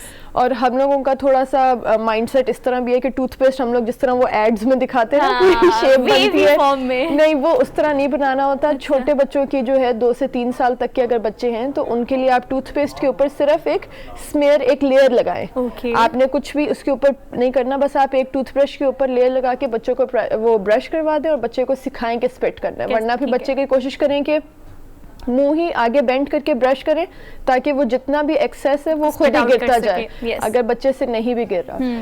फिर माउथ वॉशेस में अक्सर हमारे होता है अगर हम लोग स्पिट भी कर रहे हैं, अगर क्योंकि बच्चों के स्वॉलोइंग रिफ्लेक्सेस इतने ज़्यादा सही बने नहीं होते, वो एकदम से स्वॉलो कर लेते हैं। अगर माउथ वॉश है या टूथपेस्ट है वो स्वॉलो कर लेते हैं, तो वो उसकी वजह से भी थोड़ा सा हो जाता है। पानी में तो ऑलरेडी होता है ये, तो फिर वो हर तरह से एक एक्सेस में हो जाता है कि आप अगर टॉप फीड ले रहे हैं तो उसमें भी वो भी पानी में बन रही है, उस तरह भी आपके अंदर जा रही है। फिर अगर आपने टूथब्रश किया वो टूथपेस्ट अंदर चला गया, फिर आपने अगर माउथ वॉश किया वो माउथ वॉश चला गया, ब्रश करते हुए पानी चला गया, तो लाइक वो आप ये सब चीजें जो बता रही है ना, देखिए ऑब्वियसली जो माएँ हमें इस वक्त देख रही होंगी, ये वो कॉमन प्रैक्टिस है जो रोजाना घरों में होती है। बच्चों को भी हम कराते हैं, हम खुद भी करते हैं। अगर हम अपनी बात करें, यंगस्टर्स की बात करें या ज्यादा एज के लोगों की बात भी करें, तो कोई स्पेसिफिक एज ब्रैकेट है या ज्यादा ही हम बच्चों में देखते हैं? बिल्कुल बिल्कुल, छोटे बच्चों में 8 इयर्स या 9 इयर्स से कम के बच्चों में जब हमारे ये परमानेंट दांत प्रॉपर अच्छी अभी प्रॉपर डेवलप हो रहे होते हैं, ये उस टाइम पे ज्यादा अफेक्ट करती है फ्लोरोसिस। अच्छा, अगर हम ये देखें, ट्रीटमेंट्स बहुत सारे हैं मार्केट में, आपने कहा कॉस्मेटिक ट्रीटमेंट की तरफ हम जाते हैं।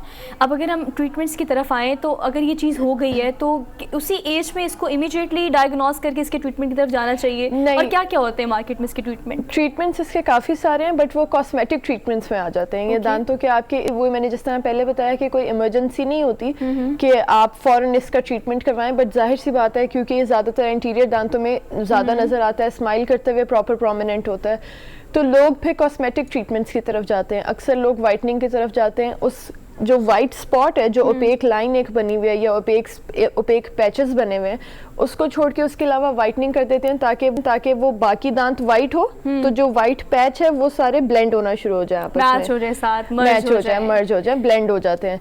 उसके अलावा क्राउन्स आगे जाके लग जाते हैं। विनियर्स आजकल बहुत चले हुए हैं, विनियर्स आजकल लोग लगवाते हैं, तो वो ये एस्थेटिक प्रोसीजर्स। अच्छा देखिए, we are living in 21st century era है, टेक्नोलॉजी है और हर चीज़ें क्लिक पे है, तो हम अक्सर देखते हैं कि हम इस तरह की ट्रीटमेंट्स की तरफ जा सकते हैं, जो कि जाना भी चाहिए। मुझे लगता है कि टेक्नोलॉजी हमारे लिए, तो हमें उसको यूज़ करना चाहिए। चाहिए, चाहे वो कॉस्मेटिक ट्रीटमेंट हो या फिर आप किसी डेंटिस्ट के पास जाएं।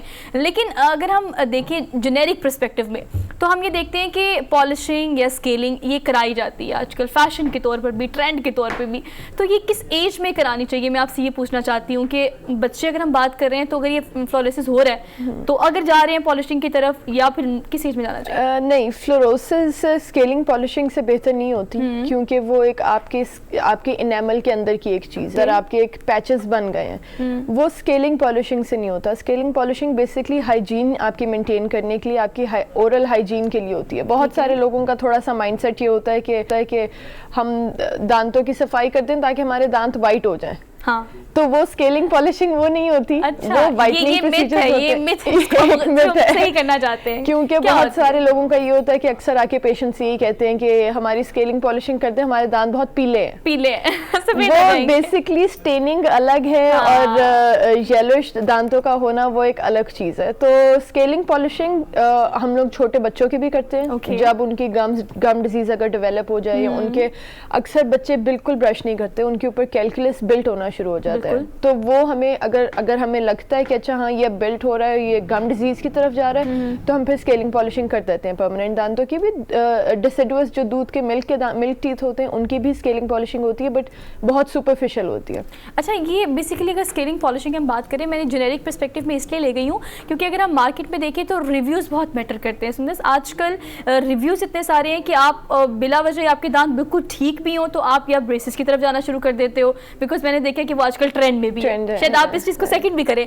और इसके अलावा रिव्यू बेस्ड हम आजकल लोग हो गए हैं, रिव्यू देखते हैं अच्छा तो हम उसकी तरफ जाते हैं। किस वक्त आपको स्केलिंग पॉलिशिंग करानी चाहिए या किस एज में करानी चाहिए? स्केलिंग पॉलिशिंग एवरी 6 मंथ्स आपको करवानी चाहिए। इवन छोटे बच्चे भी हैं, अगर उनके दूध के भी दांत आना शुरू हो गए हैं, उनका भी डेंटल विजिट ड्यू हो जाता है। इस लिहाज से, क्योंकि उनके दांत तो आना शुरू हो गए हैं। बहुत सारी माओं का और पेरेंट्स का ज्यादातर ये होता है रोल कि वो ये समझते हैं कि ये दूध का दांत है, अगर इसमें कीड़ा लग भी गया तो ये तो गिर जाना है, हाँ, अगला आ जाएगा। नहीं, हाँ बिल्कुल ऐसे ही होता है।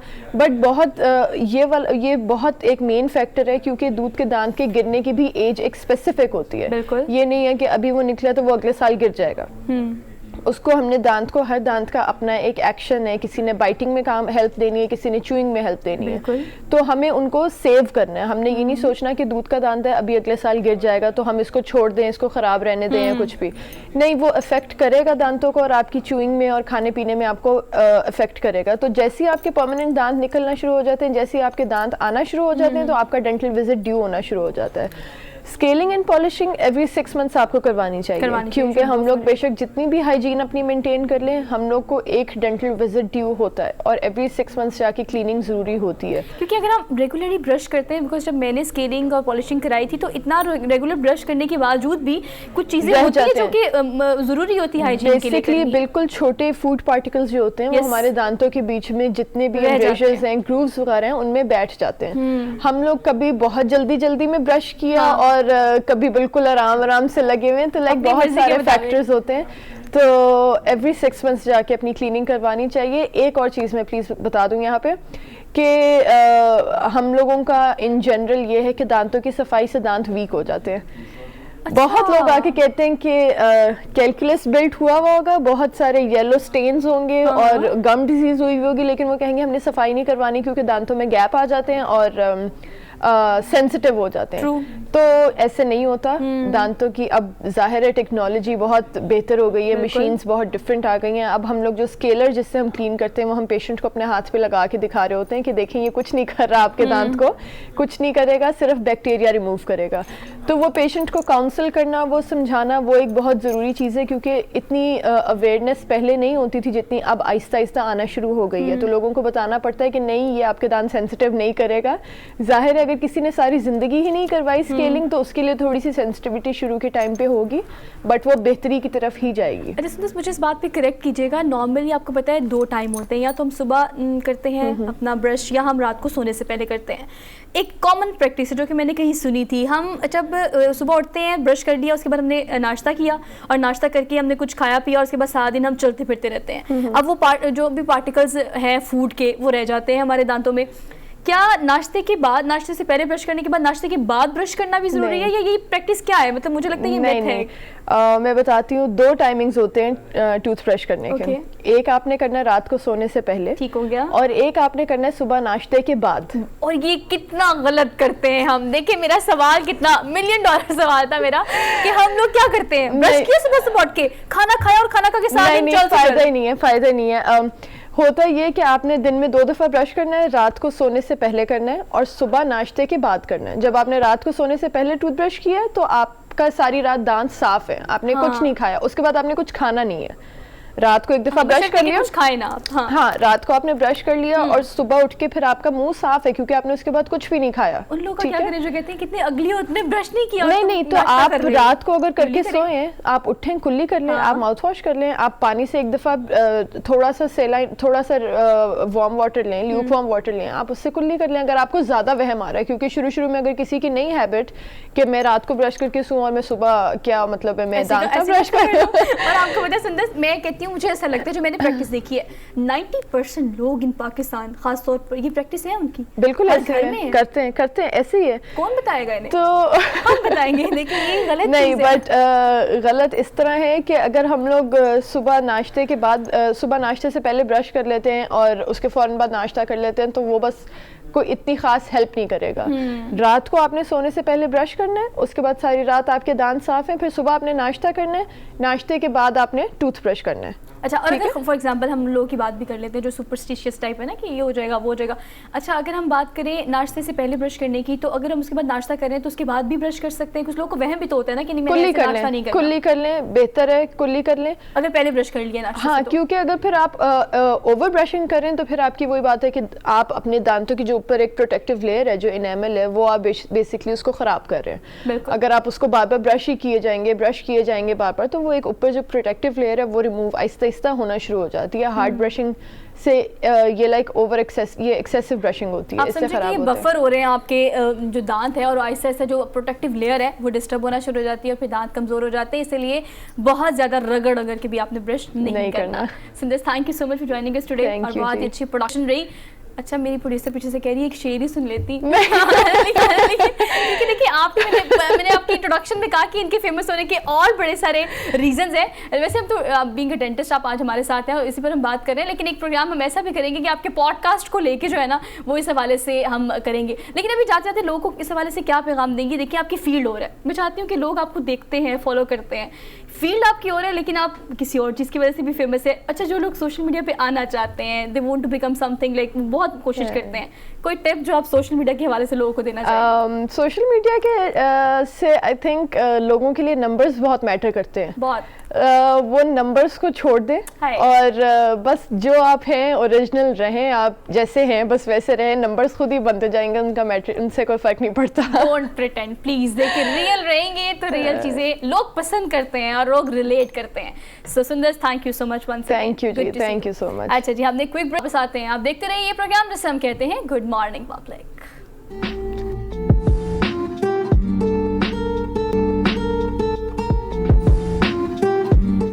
Welcome back after the break. So इस पूरे आर में कोशिश ये है कि हर उस मसले को एड्रेस किया जाए जिससे आम पब्लिक जो है वो मुतासिर होती है। अब पब्लिक में स्टूडेंट्स भी आते हैं, वो तमाम ताजिर बिरादरी भी आती है, और वो तमाम फील्ड जिसकी यू नेम इट, और उनको मसाइल का सामना है। महंगाई की तो हम ऑल तो बात करते हैं, लेकिन किसी भी फील्ड की अगर हम बात करें तो हर किसी को अपने अपने मसाइल और मसले अल्टीमेटली हमारी माशी सूरत हाल से जाके कनेक्ट हो जाते हैं। आज हम बात करेंगे मुल्क में इस वक्त पब्लिशर एसोसिएशन और पब्लिशर्स जितने भी हैं वो शदीद मुतासिर हो रहे हैं। क्यों? क्योंकि रुपए की कदर 16% गिरी है। हुकूमत ने 4 माह तक मसनूई कंट्रोल तो कर लिया डॉलर को, लेकिन जब गिरा तो इतना बुरा गिरा कि इस वक्त मौजूदा सूरत हाल मुल्क की ऐसी है कि दरामदाद बरामदाद भी मुतासिर हो रही हैं। रिस्ट्रिक्शंस की वजह से अगर हम बुक्स की बात करें तो जो बुक्स इंपोर्ट की जाती हैं उसकी प्राइसेस जो है वो डबल से ट्रिपल हो गई हैं। और अगर प्राइसेस की बात हम बात करें पब्लिश करने की, तो मुल्क में हमारे पहले हम जानते हैं कि इंडस्ट्री, अगर कागज बनाने वाली इंडस्ट्री की बात की जाए तो कंपैरेटिवली वो बहुत ज्यादा कम फैक्ट्रीज हमारे पास है, और जो कागज बना रहे हैं वो इतना महंगा कागज बेच रहे हैं कि जो बाहर से इंपोर्ट किया जाता है उससे भी उसकी प्राइसेस कहीं ज्यादा है। इंडस्ट्री कम है, इंडस्ट्री जो है वो महंगी दे रही है, बुक्स जो इंपोर्ट कर रहे हैं उसकी प्राइसेस डबल हो गई हैं, स्टूडेंट्स जो है वो शदीद मुतासिर हैं, अम्मा अब्बा की जेब पर खर्च जो है वो मजीद बढ़ गया है। लेकिन इस पर जो है हमने कंसल्टेशन लेनी है। रुकन पब्लिशर एसोसिएशन नासिर हुसैन साहब हमारे साथ आज स्काइप के थ्रू मौजूद हैं, उनको प्रोग्राम में खुशामदीद कहते हैं। अस्सलाम वालेकुम सर। वालेकुम जी sir, thank you so much for joining us today. Sir, कहिएगा इस हवाले से कि पहले तो इस मसले को एड्रेस कर लेते हैं कि पब्लिशर्स जो है वो कितने परेशान हैं इस चीज़ को लेके कि जो बुक्स वो इंपोर्ट करते हैं वो इतनी महंगी हो गई हैं और जो फिर यहाँ पर छापनी होती है उसके लिए कागज़ यहाँ पर जो पाकिस्तान में बनता है वो डबल प्राइसेस पे हो गया है। कितना मुतासिर कर रही है इस फील्ड को ये सब कुछ? जी, बहुत शुक्रिया आपने प्रोग्राम में बुलाया। प्रॉब्लम इस वक्त जो मैं एड्रेस दो चीज़ों का करूंगा। एक तो ये है कि जी इस वक्त पाकिस्तान के अंदर इंपोर्ट जो है वो बुक्स की बिल्कुल बंद कर दी गई है। बैंकों को कोई क्लियर इंस्ट्रक्शंस नहीं है।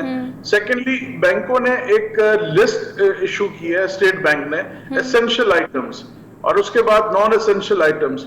तो उसके अंदर एजुकेशन को किसी भी लिस्ट में नहीं रखा गया है, जिसकी वजह से हमें इंपोर्ट की इजाजत नहीं है। और इस वक्त हमारा जैसे छोटा सा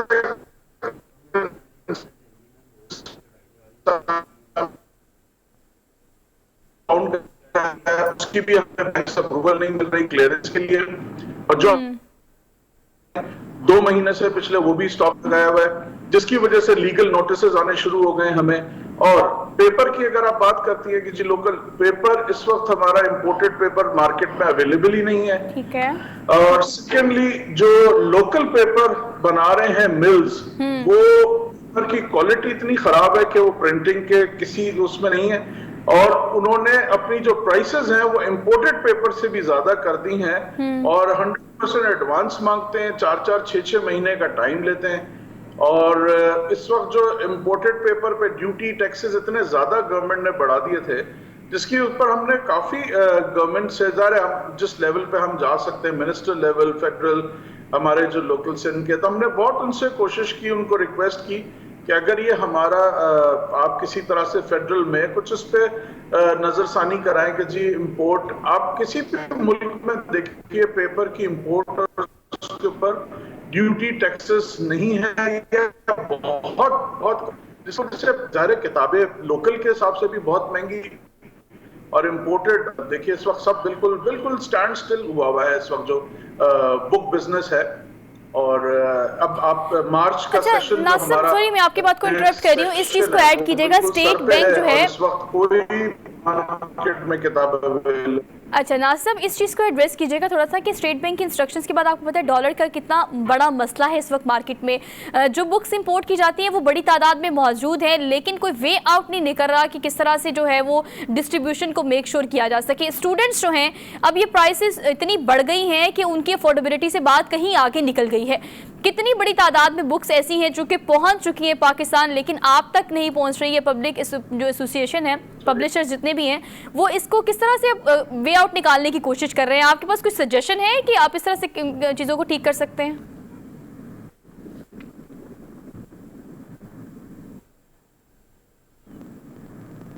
आपकी आवाज कट गई है बीच में काफी। अच्छा नासिर, आपको मेरी अब आवाज़ आ रही है? मैं रिपीट कर देती हूँ अपना सवाल। आपको मेरी आवाज़ आ रही है? जी बिल्कुल आ रही है। अच्छा नासिर, ये कहिएगा, मैं आपसे ये सजेशन लेना चाहती हूँ कि अगर हम मौजूदा सूरत हाल देखें तो स्टेट बैंक की इंस्ट्रक्शंस के बाद इस वक्त आप देखते हैं कि डॉलर कितना बड़ा मसला है मार्केट में। अब जो आप दरामद करते हैं या अगर जितनी इंपोर्ट होती हैं बुक्स वो पहुँच चुकी हैं, लेकिन आप तक नहीं पहुँच रही। पब्लिशर्स जो है वो शदीद परेशान है, स्टूडेंट जो है वो अब डबल प्राइसेस पे ले रहा है और अफोर्डेबिलिटी पे बहुत बड़ा सवालिया निशान है। आपके पास क्या वे आउट है, इसे किस तरह से चीज़ों को ठीक किया जा सकता है? आप कुछ सजेस्ट करेंगे इस हवाले से? देखिए जी, हमारे जो इंपोर्ट है बुक्स की, अगर आप उसको पाकिस्तान की ओवरऑल इंपोर्ट जो और कमोडिटीज हैं दूसरी, उसमें अगर देखा जाए तो मैं कहूँगा कि वो आटे में नमक के बराबर है। बहुत छोटी ट्रेड हमारी, बहुत छोटी इंपोर्ट है। और इस वक्त ऐसा नहीं है कि माल इंपोर्ट पे कुछ आया हुआ भी है और कुछ इस वक्त हम मंगा ही नहीं रहे, क्योंकि वो पोर्ट पे आके जो रोक लिया जाता है, अप्रूवल बैंक से नहीं मिलती, जिसकी वजह से इतने की कंसाइनमेंट नहीं होती, उससे ज्यादा का डैमेज लग जाता है।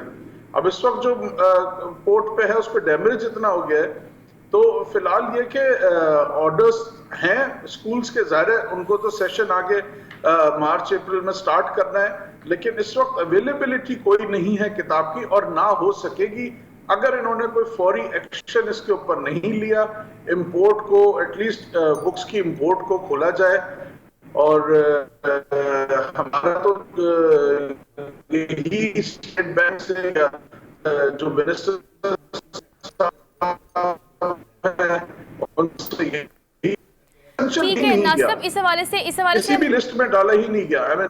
नासिब, इस हवाले से भी हम बात करते हैं। हम जरा यहाँ पर एक छोटी सी ब्रेक ले लें, ब्रेक के बाद आपसे इस हवाले से हम करेंगे कि सारी सिचुएशन में कोई वे आउट हुकूमत की जानिब से, या अगर हम आम पब्लिक की बात करें तो वो तो अल्टीमेटली हर चीज़ से मुतासर है, लेकिन अगर तालीम हासिल करना भी इतना मुश्किल हो जाएगा तो फिर कहाँ जाके स्टैंड करती है हमारी कौम। एक हमने क्विक ब्रेक लेनी है, वापस आते हैं। Keep watching good morning public.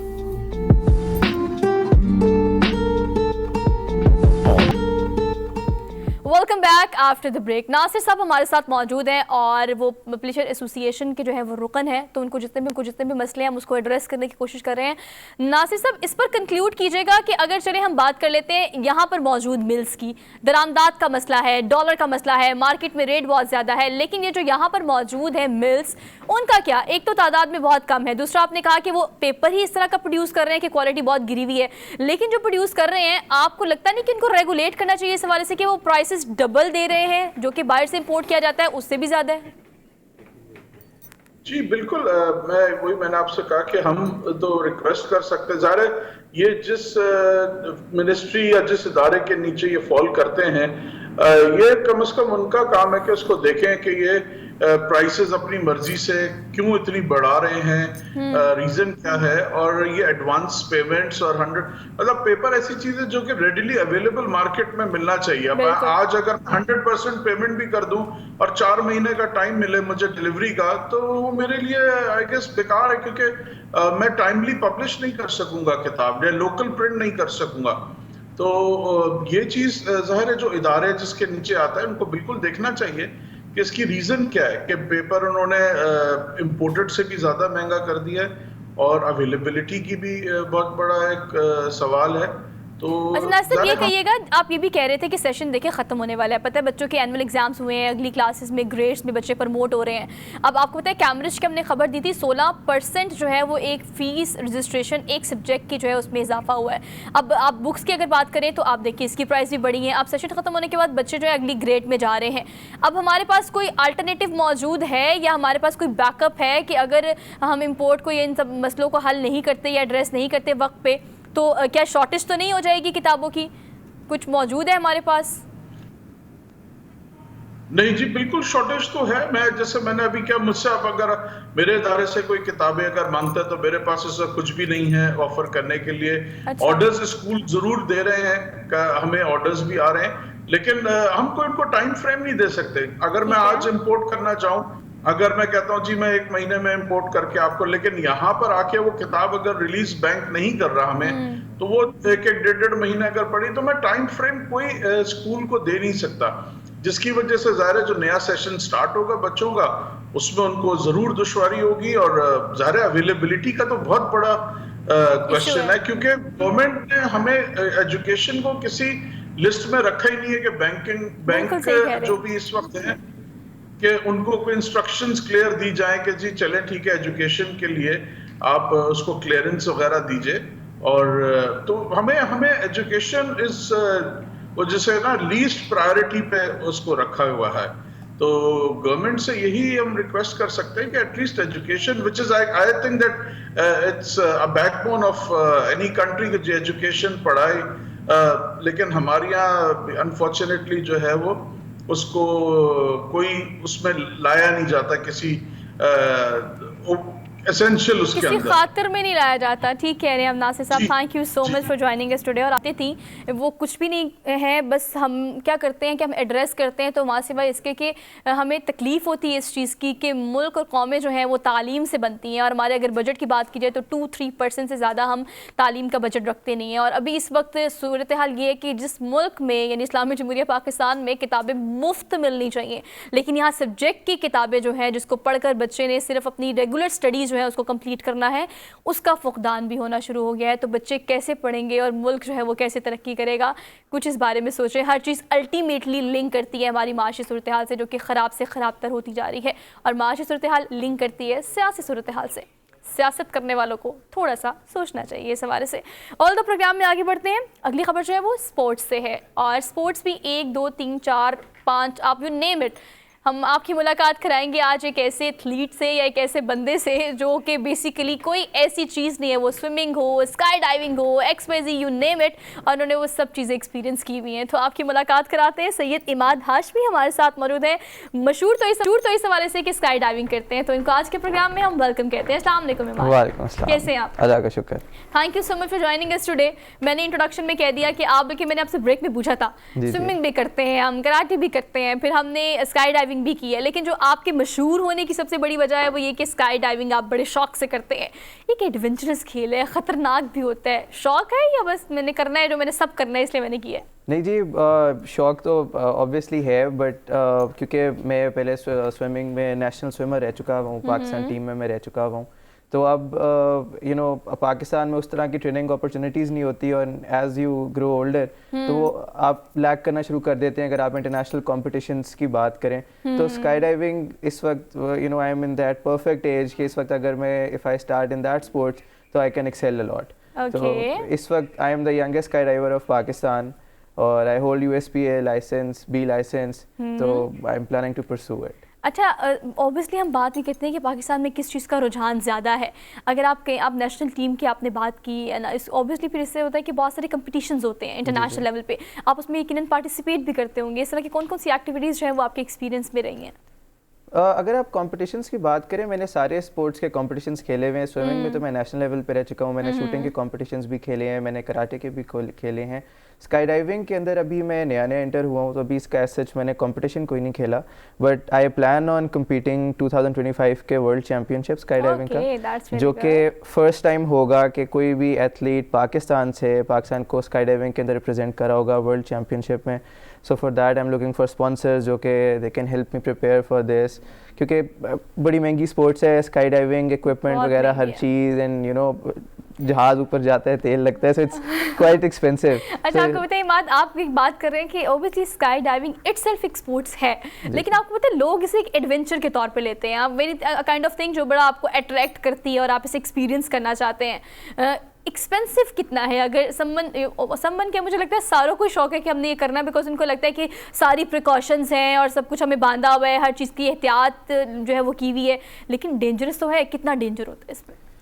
देखें, डेंजर तो हर स्पोर्ट्स के अंदर है या हर चीज़ के अंदर है। आप रिस्की है। आप गाड़ी पे बाहर निकलते हैं, आपको नहीं पता अगले लम्हे का, बट ये कि जो लेवल ऑफ थ्रिल इसके अंदर है वो आई गेस और किसी स्पोर्ट्स के अंदर ये लेवल ऑफ थ्रिल नहीं है।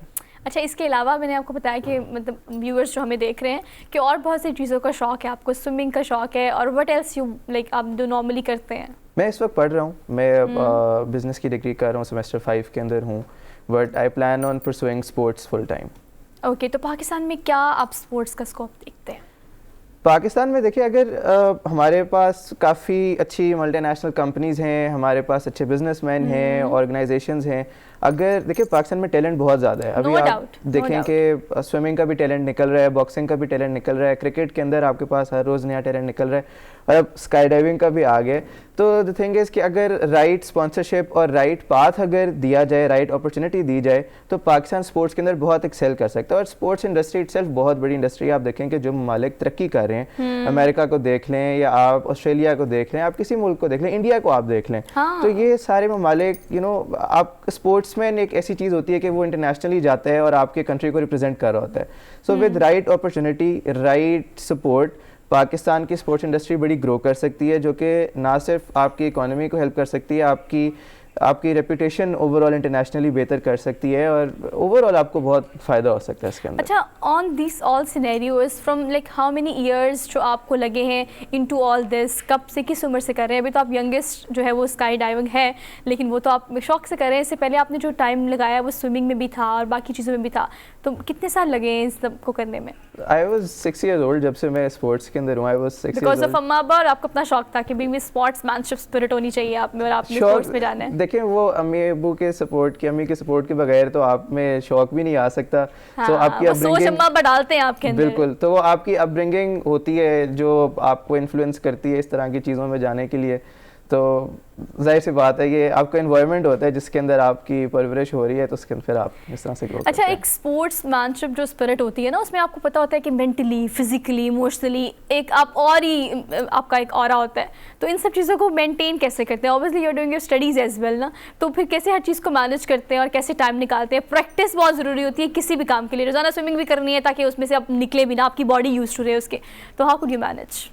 देखिए आप सुबह 4 बजे उठें, आप सुबह 4 बजे उठते हैं? जी 4 बजे उठते हैं। कोई बात नहीं, मैं भी 6 बजे उठती हूँ। हमारे व्यूअर्स बहुत लेट उठते हैं क्योंकि इनको लेट उठने की आदत है। तो आप साइकिल करके जाएं अपने स्विमिंग पूल पे, वहाँ पे आप स्विमिंग करें। अच्छा, साइकिल करके जाना है? हाँ, साइकिलिंग, ये मैंने मिस कर दिया था, ये भी आप ऐड कर लें। हाँ, अच्छा, तो आप साइकिलिंग करके जाएं, आप देख लें, अगर आप टाइमली उठें, आप डिस्टेंस अपना रूट बना लें, then you go for swimming. Swimming करें, उसके बाद यूनिवर्सिटी अटेंड कर लें, यूनिवर्सिटी के बाद आप स्काई डाइविंग के लिए चले गए, तो मैनेज हो जाता है। इट्स अप टू यू, अगर आप करना चाहें तो हो जाता है। एक दिन में इन सब एक्टिविटीज में से कौन कौन सी एक्टिविटीज आप करते हैं या सारी करते हैं? सारी हो जाती हैं। अच्छा, इट्स अप टू यू, आप जल्दी उठ जाए ना थोड़ा सा, तो वो हर चीज़ स्टेप बाय स्टेप मैनेज हो जाती है। अच्छा, तो अकबर स्टडीज जो कर रहे हैं उसमें आपको ऑब्वियसली अम्मा अब्बा को होता है कि बेटा आप ये सारे काम कर रहे हो, इट्स फाइन, ये हमारे अम्मा अब्बा का हम प्रॉब्लम तो नहीं कहेंगे, लेकिन सोच है ना हमारी, सोशल और वैल्यूज और नॉर्म्स है हमारे इस तरह के। अब आप ये सारे काम तो कर रहे हो, लेकिन अम्मा अब्बा को पता है कि भी आपने कुछ बनना भी है, स्पोर्ट्समैन के अलावा कमाना भी है, बिजनेस भी करना है या व्हाटसोएवर, तो आप इसको ही एज अ फील्ड लोगे, इसमें आगे चलोगे, या यू हैव प्लान समथिंग कुछ और भी करते हैं जिससे अच्छा कमाया जा सके? नहीं, मैं स्पोर्ट्स को ही फुल टाइम परस्यू करना चाहूँगा, और इसके अंदर मेरी एज अ प्रोफेशन, बिल्कुल एज अ प्रोफेशन मेरी मदर बहुत सपोर्टिव है इसके अंदर। आई नो यहाँ पे एक जेनेरिक वो बना हुआ है कि जी जो ये खेल कूद करते हैं वो निकम्मे होते हैं, स्पोर्ट्समैन का कुछ नहीं बनता, या कुछ कमाते नहीं है ना, एक मिथ है। तो देखें जी, जो रिस्क है उसका इल्म से तो कोई ताल्लुक नहीं है। अगर रिस्क और इल्म से ताल्लुक होता तो बड़े बड़े पढ़े लिखे बहुत अमीर होते। तो वेरी ट्रू, रिस्क इल्म से कोई ताल्लुक नहीं है। आई बिलीव कि हर बंदे को अपना पैशन फॉलो करना चाहिए, और अगर आपका पैशन, बहुत लकी लोग होते हैं जिनका पैशन उनका प्रोफेशन बन जाता है। So if you are able to get that, तो आई बिलीव कि इससे बड़ी सक्सेस या इससे ज़्यादा पैसा आपको किसी चीज़ से नहीं आ सकता। अच्छा, आपको पता है ये जो बातें हम मॉर्निंग शो में करते हैं ना, या हम किसी गेस्ट को बुलाते हैं, तो देखने वाले लोग अक्सर औकात, मेरे बहुत सारे फीडबैक मुझे इस तरह का आता है, people got inspired from all these के भी हम भी ये सब कुछ करते हैं। अगर आपकी सिबलिंग्स की बात करें, फ्रेंड सर्कल की बात करें, रिश्तेदारों की खास तौर पर बात करें, तो जब आप ऐसे काम करते हो तो फिर वो होता है ये कर रहा है, उसका बेटा कर रहा है, तो मैंने भी करना है। तो ये जो लोग आपके इर्द गिर्द होते हैं, they want you to get something, वो हमें भी कुछ सिखाओ, या आपका कुछ सिखाने का प्लान भी है? देखिए, जब आप रिश्तेदारों की बात करें तो वो तो मिक्स्ड रिस्पांस होता है, पॉजिटिव नेगेटिव हर तरह का होता है, दोस्तों वगैरह से भी, और हर जगह से आपको एक मिक्स्ड किस्म का रिस्पांस आता है। तो ये आपके अपने ऊपर है कि आप उसको पॉजिटिविटी को किस तरह से लेके चलते हैं, और नेगेटिविटी को आप पॉजिटिव क्रिटिसिज्म ले लें उसको आप किस तरह से, या उसको एज अ फ्यूल यूज कर लें आगे बढ़ने के लिए। तो स्पोर्ट्समैन की सबसे अच्छी चीज़ ये होती है कि जब वो हारता भी है तो वो सीखता है हर हार से, राइट। तो ये आपके ऊपर है कि आप किस तरीके से लेते हैं। लोग होते हैं जो किसी से नेगेटिविटी या क्रिटिसिज्म ले लेंगे, उसके बाद वो बेचारे उदास होकर बैठ जाते हैं, बट स्पोर्ट्समैन की एक स्पेशल क्वालिटी होती है कि वो इस चीज़ को हमेशा कंस्ट्रक्टिव क्रिटिसिज्म के अंदर लेता है, और नेगेटिविटी को भी जो है ना उसको पॉजिटिविटी में कन्वर्ट करने की कोशिश करता है। अच्छा इमाद, आपको पता है जब मैं स्पोर्ट्स रिलेटेड कोई सेगमेंट करती हूँ, या मेरे पास मतलब कल ही की बात है, कोई एथलीट हमारे पास आए हुए थे और हम इस तरह से बात करते हैं, तो हम मेन फोकस रखते हैं स्पॉन्सरशिप पे, जो कि एक मेन स्ट्रीम एरिया है भी जिसको एड्रेस करना चाहिए। अब जितने भी स्पोर्ट्समैन हैं, वो किसी भी अगर स्पोर्ट्स से उनका ताल्लुक है, तो सबसे बड़ा मसला उनको स्पॉन्सरशिप का ही आता है। जैसे आपने कहा, अच्छी कंपनीज हैं, अच्छी मार्केटिंग कंपनीज हैं, अच्छे बिजनेसमैन हैं, ये हज़रात की तादाद पाकिस्तान में बहुत ज़्यादा है। तो आपको क्या लगता है कि इस स्पॉन्सरशिप को, इस फील्ड को टैकल करने के लिए आपने क्या क्या किया अब तक? मैं डिफरेंट कंपनीज़ को इस वक्त रीच आउट कर रहा हूँ जो कि स्पॉन्सरशिप दे सके मुझे। जिस तरह पाकिस्तान में बड़े टॉप बिजनेसमैन बैठे हुए हैं, कुनवार मोइज़ खान साहब हैं जो टॉप सिटी इस्लामाबाद के CEO हैं, उसके अलावा रेड बुल पाकिस्तान है, और पाकिस्तान गवर्नमेंट है। तो अगर ये सपोर्ट करें, I am writing to all of them, और अगर वो इंटरव्यू देख रहे हैं, so they can always reach out to me and I am trying to reach you guys. तो आई बिलीव के देखें, extreme sports, sky diving extreme sports के अंदर आती है, तो आप अगर ब्रांड एंडोर्समेंट से लेके आप खाली CSR एक्टिविटी हो सकती है कि जी एक पाथवे एथलीट है, आप उसको स्पॉन्सर कर रहे हैं और वो फर्स्ट टाइम पाकिस्तान को स्काई डाइविंग के अंदर, एक्सट्रीम स्पोर्ट्स के अंदर इंटरनेशनल स्टेज पर रिप्रेजेंट कर रहे हैं। ऑन दी अदर हैंड अगर हम ब्रांड एंडोर्समेंट्स की बात करें तो स्काई डाइविंग देखें रिस्क टेकिंग स्पोर्ट्स है। आप इसके लिए आपकी फिजिकली और मेंटली हेल्थ बहुत स्ट्रांग होनी चाहिए, तो डिफरेंट ब्रांड्स हैं वो इसको अपने एंडोर्समेंट के साथ एसोसिएट कर सकते हैं। आप ये देखिए, मैं अभी रिसेंटली देख रहा था किसी ब्रांड ने नाम नहीं लेता, कमर्शियल बनाया हुआ था, तो उसके अंदर स्काई डाइविंग और थोड़ा सा ना एक्सट्रीम स्पोर्ट्स दिखाई हुई थी, पाकिस्तानी ब्रांड, बट उन्होंने उसके अंदर गोरे बुलाए हुए थे। So when you have talent in your country, why don't you guys use a Pakistani brown face जिसके साथ people relate कर सकें, लोग relate कर सकें। Exactly. So guys, I'm looking for sponsors.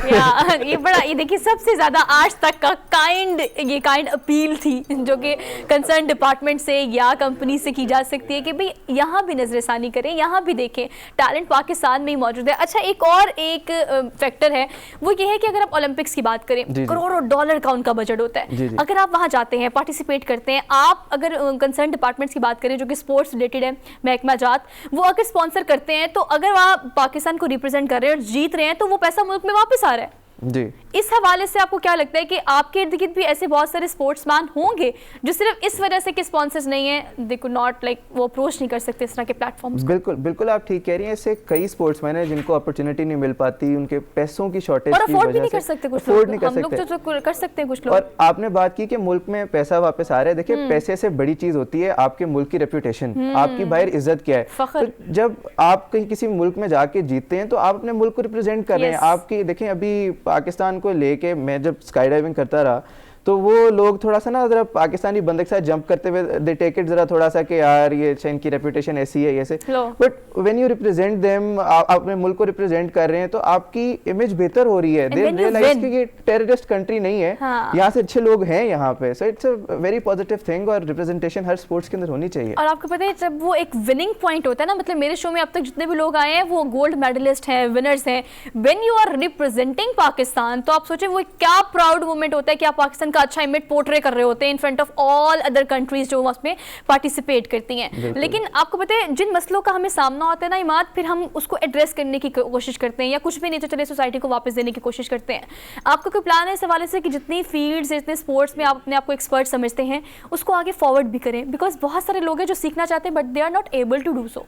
बिल्कुल, देखें, if I get the sponsor and I get chance to represent Pakistan world level पे, तो ऑब्वियसली बात वहाँ ख़त्म नहीं हो जाती। उसके बाद there is a long journey जहाँ पे आप देखें, सबसे पहले तो स्टेप आता है कि आप पाकिस्तानी पेरेंट्स को एजुकेट करें कि डॉक्टर इंजीनियर के अलावा भी दुनिया में फील्ड्स हैं, राइट? तो इससे इस डब्बे से बाहर निकलें और इन चीज़ों के बाहर देखें, और बड़ा कुछ जो है ना, खेल खेलना वेलों का काम नहीं है, इसमें मेहनत लगती है। एग्जैक्टली, और ये पढ़ाई से ज़्यादा मेहनत होती है। और आप बात करी थी कि और सोसाइटी को किस तरह से दिया जा सकता है। मैं काफ़ी इंडियन स्काई डाइवर्स को जानता हूँ, उनके साथ मैंने जंप किया हुआ है, तो यू नो अब हम हर वक्त वो लड़ाई झगड़ा इन चीज़ों को वो लेके बैठे रहते हैं। So we can do projects like, you know, कि इंडिया का एक स्काई डाइवर है, एक पाकिस्तान का स्काई डाइवर है, and they jumping together as a symbol of peace in subcontinent, और इस तरह की चीज़ की जा सकती है। So there are lots of gestures जो किए जा सकते हैं विद, अगेन आई सेड के राइट सपोर्ट होनी चाहिए और राइट गाइडेंस और राइट अपॉर्चुनिटी होनी चाहिए। So I am willing to do all that, I just need the right support, right guidance और राइट अपॉर्चुनिटी। और वो कोई भी कर सकता है। मुझे लगता है कि आप, अगर हम लोगों ने बहुत दफ़ा बात की प्रोग्राम में कि जब भी कोई मुश्किल आती है ना पाकिस्तान पे, वो ज़लज़ला हो या सैलाब हो, तो वो खैर हज़रात की तादाद बड़ी है जो कि सामने आ जाती है। जी बिल्कुल। तो एट द सेम प्लेस वो लोग हैं जो आप लोग की मदद भी कर सकते हैं, क्योंकि अल्टीमेटली आप अगर इन्हें सपोर्ट करेंगे तो आपको पता चलेगा कि उस सपोर्ट का कितना बड़ा फ़ायदा है, उस सपोर्ट से आपको कितना बड़ा फ़ायदा हो रहा है, लेकिन वो सपोर्ट करने से पहले आप उस चीज़ का अंदाज़ा नहीं लगा सकते। जो देखने वाले हैं मात, उन्हें इस हवाले से आप क्या पैगाम देंगे? कि मैंने बहुत सारे लोगों को डिसअपॉइंट होते हुए देखा है। मतलब consistency is the key of success. आप अगर खेल कर रहे हैं या कोई भी काम कर रहे हैं, आपको मुस्तकिल मिजाजी के साथ करना है, लेकिन मैंने बहुत सारे लोगों को सिर्फ पैसे ना होने की वजह से मायूस होकर फील्ड को खैराबाद कहते हुए देखा है। उन लोगों को आप इस हवाले से क्या पैगाम देंगे? देखें, स्टीव हार्वी को काफ़ी लोग जानते हैं, मैं उनकी एक टॉक सुन रहा था, वो उसमें कहते हैं कि when you ask something from God, God PACS it up and ships it right away. ठीक है, वो उसी वक्त आपकी दुआ कबूल हो जाती है, आपकी तरफ आ जाती है। You just need to remain in that faith area. क्या? अगर आप फेथ रखें और कंसिस्टेंसी आप दिखाते रहें, ये हो ही नहीं सकता कि वो चीज़ ना हो। आप मुझे एक टाइम बता दें जहाँ पे अल्लाह ने आपको मायूस किया, हो ही नहीं सकता। हो ही नहीं आप सकता। कंसिस्टेंसी दिखाएं, आप अपनी चीज़ पे डटे रहें, आप दुआ करते रहें, कामयाबी आएगी। क्यों ऑन नहीं द आएगी? वे वाली बात है ना कि ऑन द बिल्कुल। वे एक चीज होती है और आप उस रास्ते को ही छोड़ देते हैं। बिल्कुल। अच्छा, अगर सारे सिनेरियो में ओवरऑल देखें तो 3-4 चीजें जो आप करते हैं, लेकिन अगर इन सब में से किसी एक को आपको चूज करना पड़े कि आपने ये करना है और इसी में आप अपना फ्यूचर बना रहे हैं, बिकॉज आपको ultimately you are expert in so many things, लेकिन स्पेशलाइजेशन आपकी एक चीज में होती है, तो किस चीज को आप कंटिन्यू करना चाहते हैं? स्काई डाइविंग को, बीइंग अ प्रोफेशनल। बिल्कुल बिल्कुल। अच्छा, तो इसके लिए आप पाकिस्तान में अगर कंपटीशंस तो होते हैं, लेकिन पाकिस्तान में इसको आप मतलब अगर किट की बात करें, इन सब चीज़ों की बात करें, तो you manage everything by yourself? Pakistan में स्काई डाइव नहीं होती, पाकिस्तान में कोई ड्रॉप जोन नहीं है। सो थोड़ी थोड़ी तो हम कर ही लेते हैं ना ये नहीं, वो areas में। पैराग्लाइडिंग होती है और पैरासेलिंग होती है। हाँ, उसको हम स्काई डाइविंग कहते हैं। वो स्काई डाइविंग हाँ, नहीं होती। तो स्काई डाइविंग अगर आप वीडियोस वगैरह में देख सके तो वो जब आप एक मूविंग प्लेन से जंप करते हैं 13,000 फीट पे जाके आप जंप करते हैं, सो दैट स्काई डाइविंग। उसके गियर, उसकी हर चीज़ डिफरेंट होती है। कुछ लोग हैं पाकिस्तान में उनके पास गियर वगैरह है, बट पाकिस्तान में अभी कोई प्रॉपरली जगह इस तरह की नहीं है जो कमर्शियली ऑपरेट कर रही हो। SSG वाले करते हैं sky diving, but commercial level पे इस तरह का कुछ भी नहीं है अभी। सब भी कर रहे हो एज ए इंडिविजुअल ही कर रहे हैं? इंडिविजुअल भी बाहर जाके, पाकिस्तान में नहीं कोई भी कर रहा। अच्छा, बाहर अगर जाने की बात करें, for example if you have the chance कि आप इस चीज़ को, ऑब्वियसली एक बजट चाहिए ना, एक बहुत बड़ी रकम चाहिए, but if you want to launch, तो आपको लगता है कि पाकिस्तान में इसको आसानी से लॉन्च किया जा सकता है to make a proper field for all दोस्त जो कि ऑलरेडी कर रहे हैं लेकिन एज ए इंडिविजुअल कर रहे हैं, टू कम ऑन द, लेकिन उन सबको एक अंडर वन रूफ लेके आया जाए, ऑन बोर्ड लेके आया जाए, तो इस चीज़ को लॉन्च किया जा सकता है? Do you have any plan? बिल्कुल किया जा सकता है। There are a few investors I believe जो कि who will be willing to spend in this, but हमें ऑब्वियसली डिफरेंट इदारों की परमिशंस वगैरह चाहिए, और that's why not exactly opening a drop zone in Pakistan, but I believe कि देखें जिस तरह भी लोगों को प्रॉपर्ली लोग एजुकेट ही नहीं हुए कि स्काई डाइविंग है क्या। So if I get the sponsor and I get chance to represent Pakistan world level पे, so you know Aahista Aahista लोग एजुकेट होना शुरू हो जाते हैं। जब लोग एजुकेट होंगे तब you know it's more beneficial to have a drop zone rather than कि आप अभी खोल दें। अभी लोग पैरासेलिंग, पैराग्लाइडिंग को स्काई डाइव वो समझते रहते हैं, तो वो they won't you know connect with it. वो डिफरेंशिएट करना भी जरूरी है, और ये बताना भी जरूरी है इमाद कि ये एक्सपेंसिव कितना है।